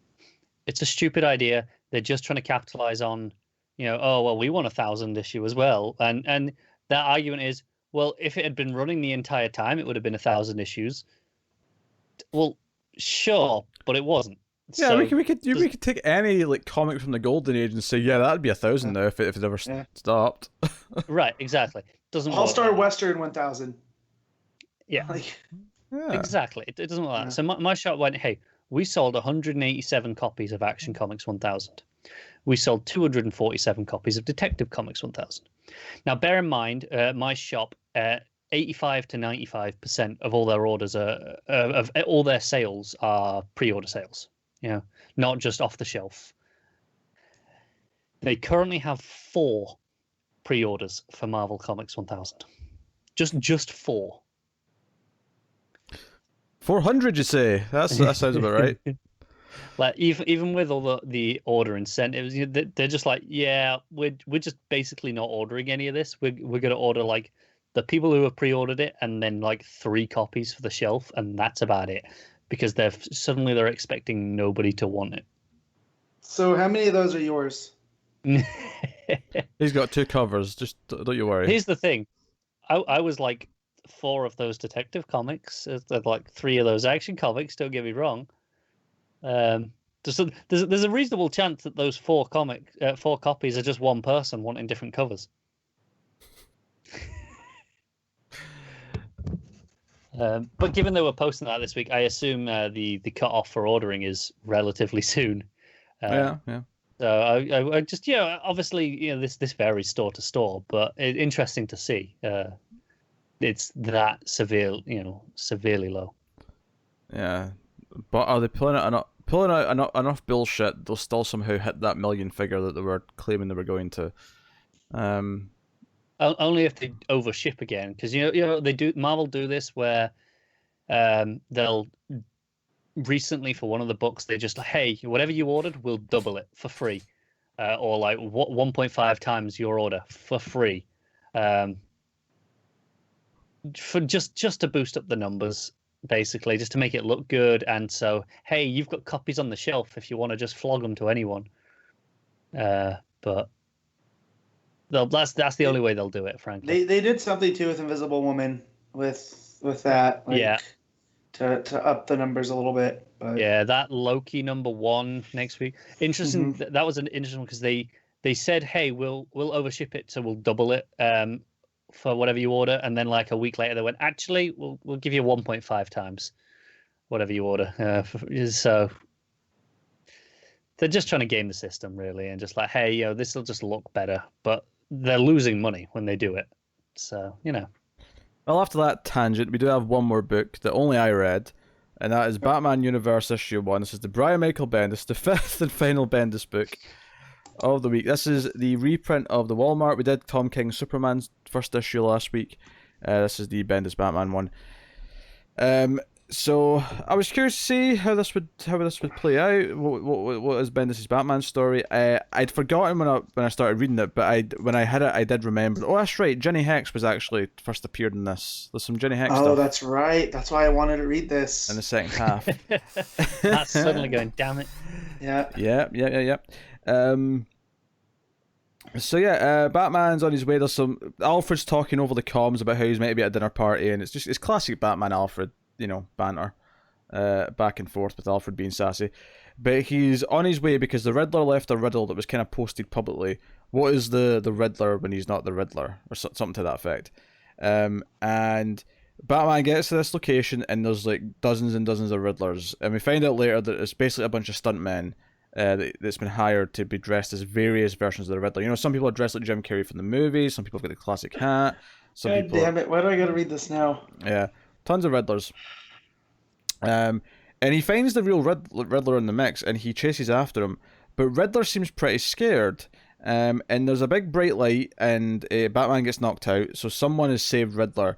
But Riddler does seem scared. It seems like whatever job Riddler's pulling was not his own idea. He's trying to steal this fancy Fabergé egg that's like worth $15 million. Yeah, as you do. Yeah. And Batman, obviously, they question a bunch of Riddlers and whatnot, and they're all just hired. They don't know what's going on. And it turns out the egg belonged to originally Jonah Hex. So Batman goes out of town to where Ginny stays and goes, okay, so you basically donated this to the museum. You didn't try and sell it. And she's actually, her attitude's sort of still there because she's like, well, you tell me it's worth $15 million, but do you know anyone who's willing to pay that? And if no one's willing to pay it, is it really worth that? Mm-hmm. Actually, quite a good smart point, to be honest. I mean, but yeah, so it establishes that she knows who her great grandfather is, and Batman's like asking, has anyone been around? In fact, Joe, there's a really nice moment here, where Batman, before he meets Jenny, he meets like the old lady who's sitting out front of the garage where she's working on the car. And the old woman said, because he asks, there's some funny stuff here where she's like, oh, did you get lost? The Joker's not been through here. And she says, if anyone's been through here, like, they have to go by me. And Batman kind of turns his head. Before he says what he's going to say to her, he just kind of mutters to himself, I love small towns. And it felt very Batman the Animated Series. Like I could hear Kevin Conroy's voice say that line. Right. It's got that just little bit of dry wit that his Batman had. And yeah, so he has this conversation with Jenny. Jenny, after he leaves, like, phones her friend, because she actually pocket texted her friend as soon as she saw Batman, which he may never have noticed. But she goes and looks at an old photo of Jonah, and Riddler is in Amsterdam, hiding out with some criminals. But Batman, of course, shows up because he's Batman, and obviously, no one's free of Batman. But the criminals with Riddler, who's just kind of scared, have hired Deathstroke. And Deathstroke actually appears right behind them. And I like his line here. He says, "I got up real close this time. That'll haunt you." So a nice little bit of Deathstroke. He's not wrong. Dick waving in there. So they have a bit of a fight scene. And Riddler gets hit at one point. He's crawling along the floor to his box, and that's when we get the cliffhanger that before the box is open, Green Arrow appears and actually shoots Deathstroke. And there you go. That was the first issue of Batman Universe. So Green Arrow's in the mix now. Says next month something is wrong with Riddler and Batman is in darker waters than he even knows. So there's a mystery as to what this egg is, who the hell wants it, who Riddler's working for. And whatever else. But the banner's strong. The art is the art didn't jump out at me immediately, but the more I read it, the more I really started to like it. It has a really sort of simple style. It kind of goes with that anime. It doesn't look like Batman the Animated Series, but it kind of goes with the attitude that the character has, and comparing it to that show. Yeah, I hate to say it, but I kind of want to keep reading it, much like the Tom King Superman one. So I guess I'm reading 2 of these now. There you go. So there you go. If I'm rating it, I'd probably give it a solid 8. Bendis' first Batman story feels like a very sort of classic Batman detective-y story. So, cool. But there you go. That is the last book. Which does lead us to the part of the show where we talk about all the books we read. But we did that already. You know what I mean? We pick our favourites of all the books we read. We do our favourite panel/moment. We do our favourite cover, favourite art, and top 5 books. And given there was that many books this week, at least for me and Matt, top 5 really means something. So, best panel/moment of the week, Matt. Mine's from Young Justice, and that's when they end up on Earth 22, and you see everybody in Jenny's truck, but Connor's carrying it.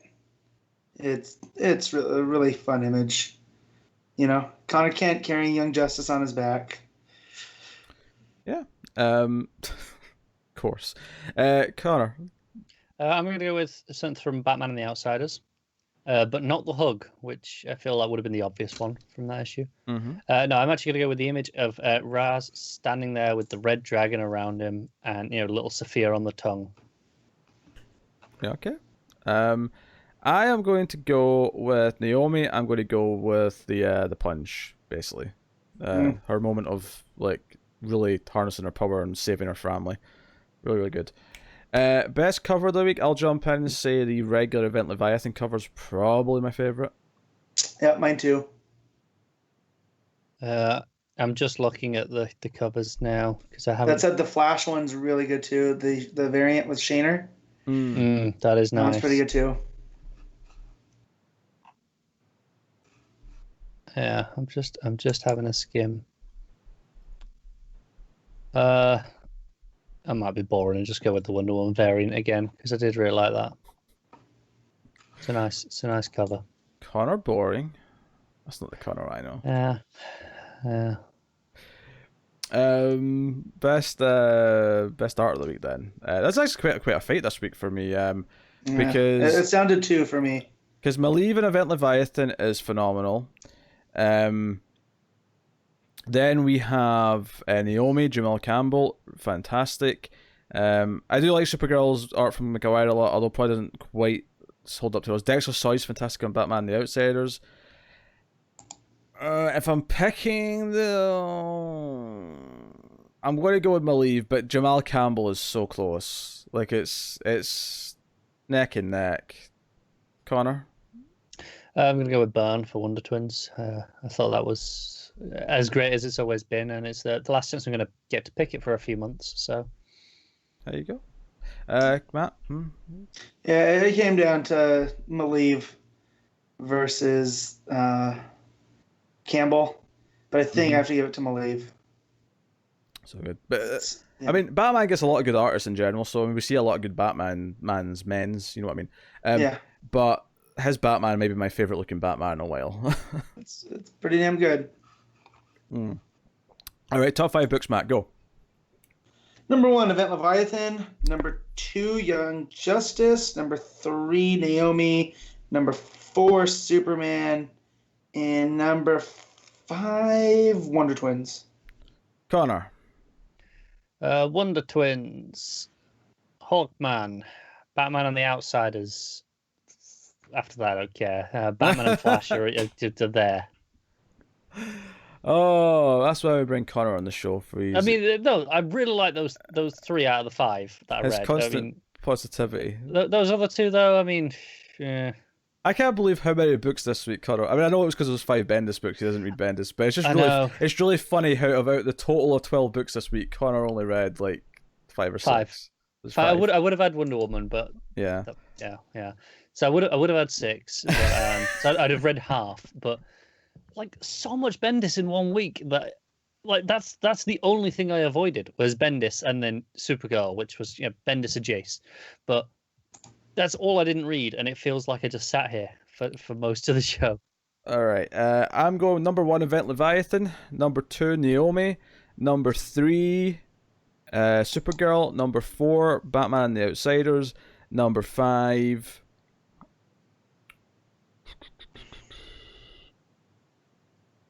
I mean, either way, I think Bendis is getting it. Oh boy. I'll go. Get that drop. I'll go with Batman Universe just because Young Justice is an own quantity at this point with 7 issues in. Batman Universe was kind of a little bit new and fresh. Was 4 out of your 5 there, Bendis? No, 3.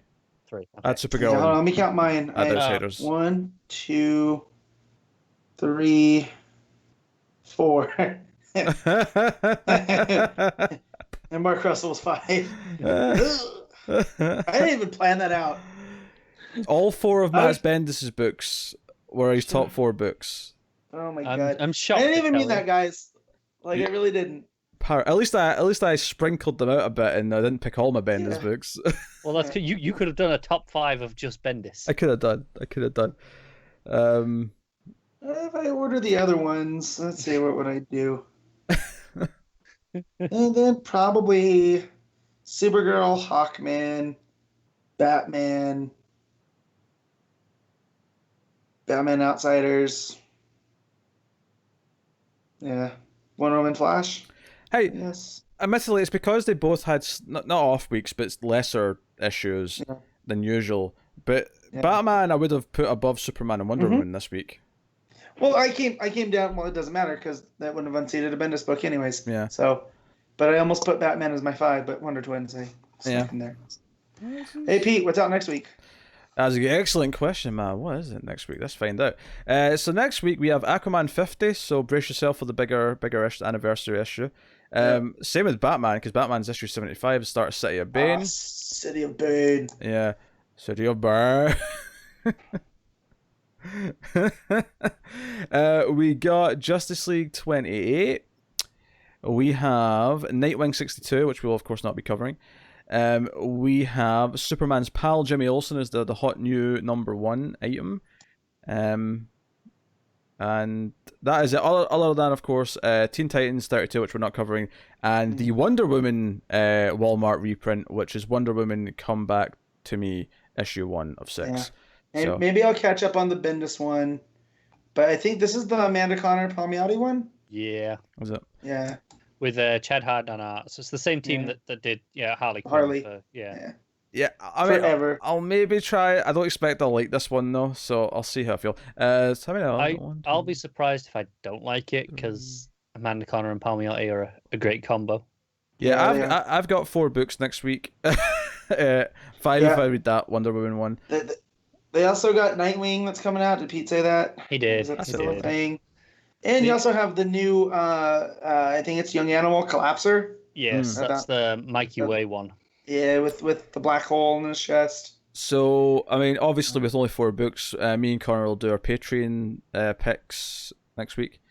And we'll do questions. So brace yourself for questions next week. And it was pointed out to me, actually, that some people not everyone has Twitter, right? And some people want to still ask questions. So by next week... and annoyingly, I can't actually tell you what the address is because I've not set it up yet, and I don't know for sure if I'm going to get the one I want. But I'm going to set up an email address, not specifically for Comics from the Multiverse, but an email address for questions for shows. And when that's set up, all you'll do is put the title of the show you're asking a question for and the subject, and then you can ask your question, and that'll be another avenue for people to ask questions. Yeah. Is this people who are asking you this? Were they on YouTube or were they audio listeners? In particular, this was YouTube. Right. So if you're on YouTube, just leave your question down here in the comments. Just say that this is for next week's episode. Leave your question. Oh, there you go. Yeah, that's not a bad idea. We can just check that next week before we start recording. And also, Pete, you asked on Twitter, and you kind of breezed over it. Oh, that's, yes, a lot of people. Yes, you're right. I almost forgot to tell you, didn't I? Damn it. Yeah. I mean, I'm trying to get out of here too, but I like it when Pete forgets though, because it's just funnier. Yeah. Shut up. We did ask on Twitter what the people want. Let me just refresh the replies, just in case any more snuck in last minute, as sometimes happens, as TweetDeck runs like absolute shit. It's because all the recording software is hogging up the memory, so Chrome's being a bit on the slow side. Alright, so... I mean, we got some usual suspects in here. Talking Superman, Event Leviathan for being unlike any big comic book event I've ever read in the past. It's subtle and effective. At Comb Factor, Batman 74, Tom King showcases his trademark long-term storytelling. Can't believe he tied it back to issue 57. That was the one. I said it was late 50s. I wasn't far off. It had me excited for City of Bane. So... there you go. At Corey YNWA said the Bendis one, to which I replied to him. I agree. You mean the Bendis 5? And he said, joking aside, I had the most fun with Young Justice. At T_Van48, Event Leviathan, I really love mystery behind it, and Bendis raised all these characters pretty well. Still confused on why Plastic Man was chosen for the team up. Oh dear. And then it's a sort of bonus one at Carv_Nelson. Haven't finished my book yet, but I just wanted to say that Batman 74 is Tom King doing a Bendis impression. That one word balloon was insane. Just because Connor wants to be vindicated. Connor, is that your ghost player? Is it? You think I have the energy to have a ghost Twitter? I barely use my regular one. That's his second Twitter. So yeah, just to remind you what I just said before, I will set up an email address for the purpose of questions, not just for this show but other shows, because the idea is that we'll take some questions on like Screams After Midnight and Atomic Cinema Experiment occasionally as well.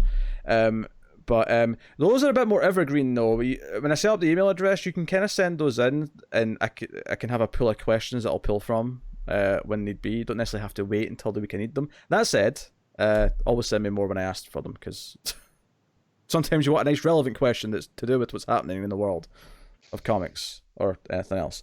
I feel like Pete just opened the door for questions about football there, because that might be happening in the world that week. Luckily, I'm the one who's going to be sorting through them and picking which ones I'm reading. Hey, so Matt checks the Twitter questions. I know that. I'll check the YouTube ones, so we can bring some extras up. So what he's saying, if you want to hear sports talk, hit up me or Connor on either of those. And here goes Pete disabling all comments on all videos. The best thing about this is I don't even really care about sports that much, but I'm willing to talk about it enough to annoy Pete. Yeah, right. All right. Well, that wraps that up. You can support the show on Patreon. In fact, I've got a Patreon announcement to make. Now that I'm bringing that up. Yeah, we probably should have done this at the start, really. We'll mention it at the start next week. We should have mentioned it at the start, but we'll mention it here. So it's been a while since the last Multiverse Monthly, which is the show that me and Connor are supposed to do every month for patrons. Right? Because Connor doesn't see Shazam and lay about. No. Here's the thing. That went out of the cinema, so we went, okay, we'll do another one. Which we did. I read the book like a month ago. No. We did one before that. We did Teen Titans Earth 1. Oh, we did? Okay. The next one, I've read the book like a month ago. Look, we've been struggling to do it, so we're going to change the format of a little bit to make sure that content's actually being delivered, which is promised. So we're kind of shaking it up, and instead of being a monthly show where we cover a trade, it'll be a weekly show where we do an issue a week of a trade or a run or whatever. Me and Connor again. So we're going to start off by doing Gotham Central, picking up where we left off, because we did the first 10 issues in the monthly where we talked about that. So the title will change from Comics from the Multiverse Monthly to Comics from the Multiverse Extra, just to, so it works with what the format is. And there may be more than one at a time sometimes, because I think we do want to tack on Crisis before that happens on TV, regardless of whatever else we're doing at that point. That'll start in a couple of weeks' time. And we're going to be dropping it down to the $1 tier. So if you want access to that once it starts, you only have to be a patron for $1. Yeah, to get we access haven't to really it. discussed this, but it might not even always necessarily be DC books that we do. We might do an image run of something or other, at some point. I never agreed to this. Connor's just pulling this out of his ass. I am, yeah. This was not discussed in any way, shape, or form. I preface that by saying we did not talk about this yet, but I'm just saying there's no need for it to strictly be always DC books that we do. Well, all of our fans are into DC. I mean, that's a good reason. Yeah, but they're into other things as well, I'm sure. People all have of them very- might not be. So that'll be the $1 tier. Every so often, whenever we're starting a new trade or a new run, we'll do some votes as well.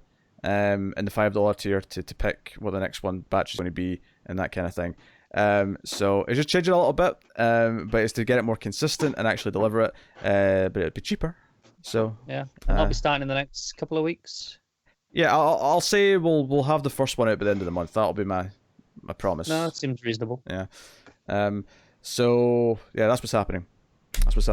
So go support us on patreon.com/MailFuzzTV for as little as $1 per month, which gets you access to that, or will do when it starts, and you get to keep the show coming and support us. And you can do that also by rating the podcast on your podcast app of choice. If you're on Apple Podcasts or whatever else, give us a 5-star rating, give us a nice positive review, helps more people find the show. Like and subscribe on YouTube, all these different things. Get us on the Twitters at DC Comics Podcast, which is where the questions, at least up until now, have been solely coming from. That'll still be an equally valid way of asking questions, but we want to give people an alternate option, should you wish.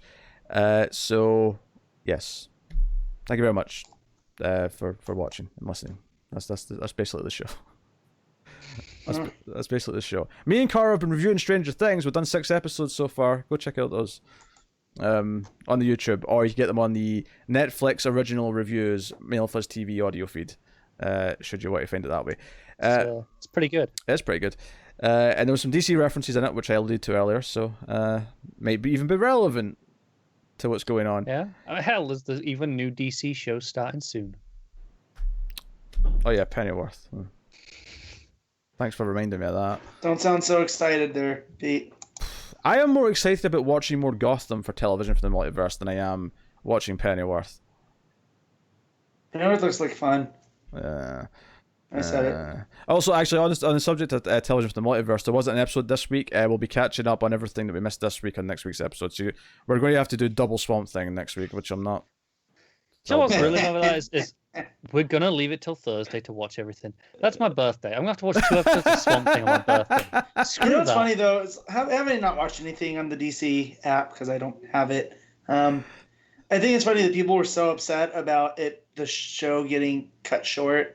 But now all I'm hearing is that maybe it was a mercy that it was cut short. Yeah, well, I mean, they're kind of So- separate things, though, because one's a principle thing, regardless if it's good or bad. But now that we know it's bad, it's like, well, Right. Doesn't hurt as much. doesn't hurt as They had much. a really allegedly a version of Phantom Stranger last time on the one we last watched, which Pete didn't even realize was supposed to be Phantom Stranger because it looks nothing like Phantom Stranger. He just at one point made a reference that he was, and yeah, it was terrible. What's the point of the Phantom Stranger if he ain't gonna have a cool cape and fedora combo? Exactly. This was just some kind of podgy dude sat in there. Yeah. Yeah, it was just this chubby guy in a boat Yeah, with a it's beard. terrible. It's You not telling me Phantom I could be the Phantom Stranger? Yeah, Stranger. It was basically you. Yeah. it was you, but just a little bit more redneck. Like, that was the vibe. Gotcha. So me in the darkest timeline. I got it. Yeah. Yeah. All right. All right. That has been Comics from the Multiverse, episode 163. So you can, of course, do everything I said to support us. We appreciate it loads. Yeah, support us. But buy us nice things. I don't know. Whatever people do, support things. Buy Matt more hats. Matt needs more hats. I just bought a new one. I was gonna say that's as you said that I was like, that's a different hat. I've not seen that. Yeah, last week, player on the Angels passed away. They still don't know exactly how. He was only 27. Tyler Skaggs, 45. So I went and bought a 45 hat in his memory. So it's always a tragedy. But the first home game last night happened, and they blew out the Mariners 13-0,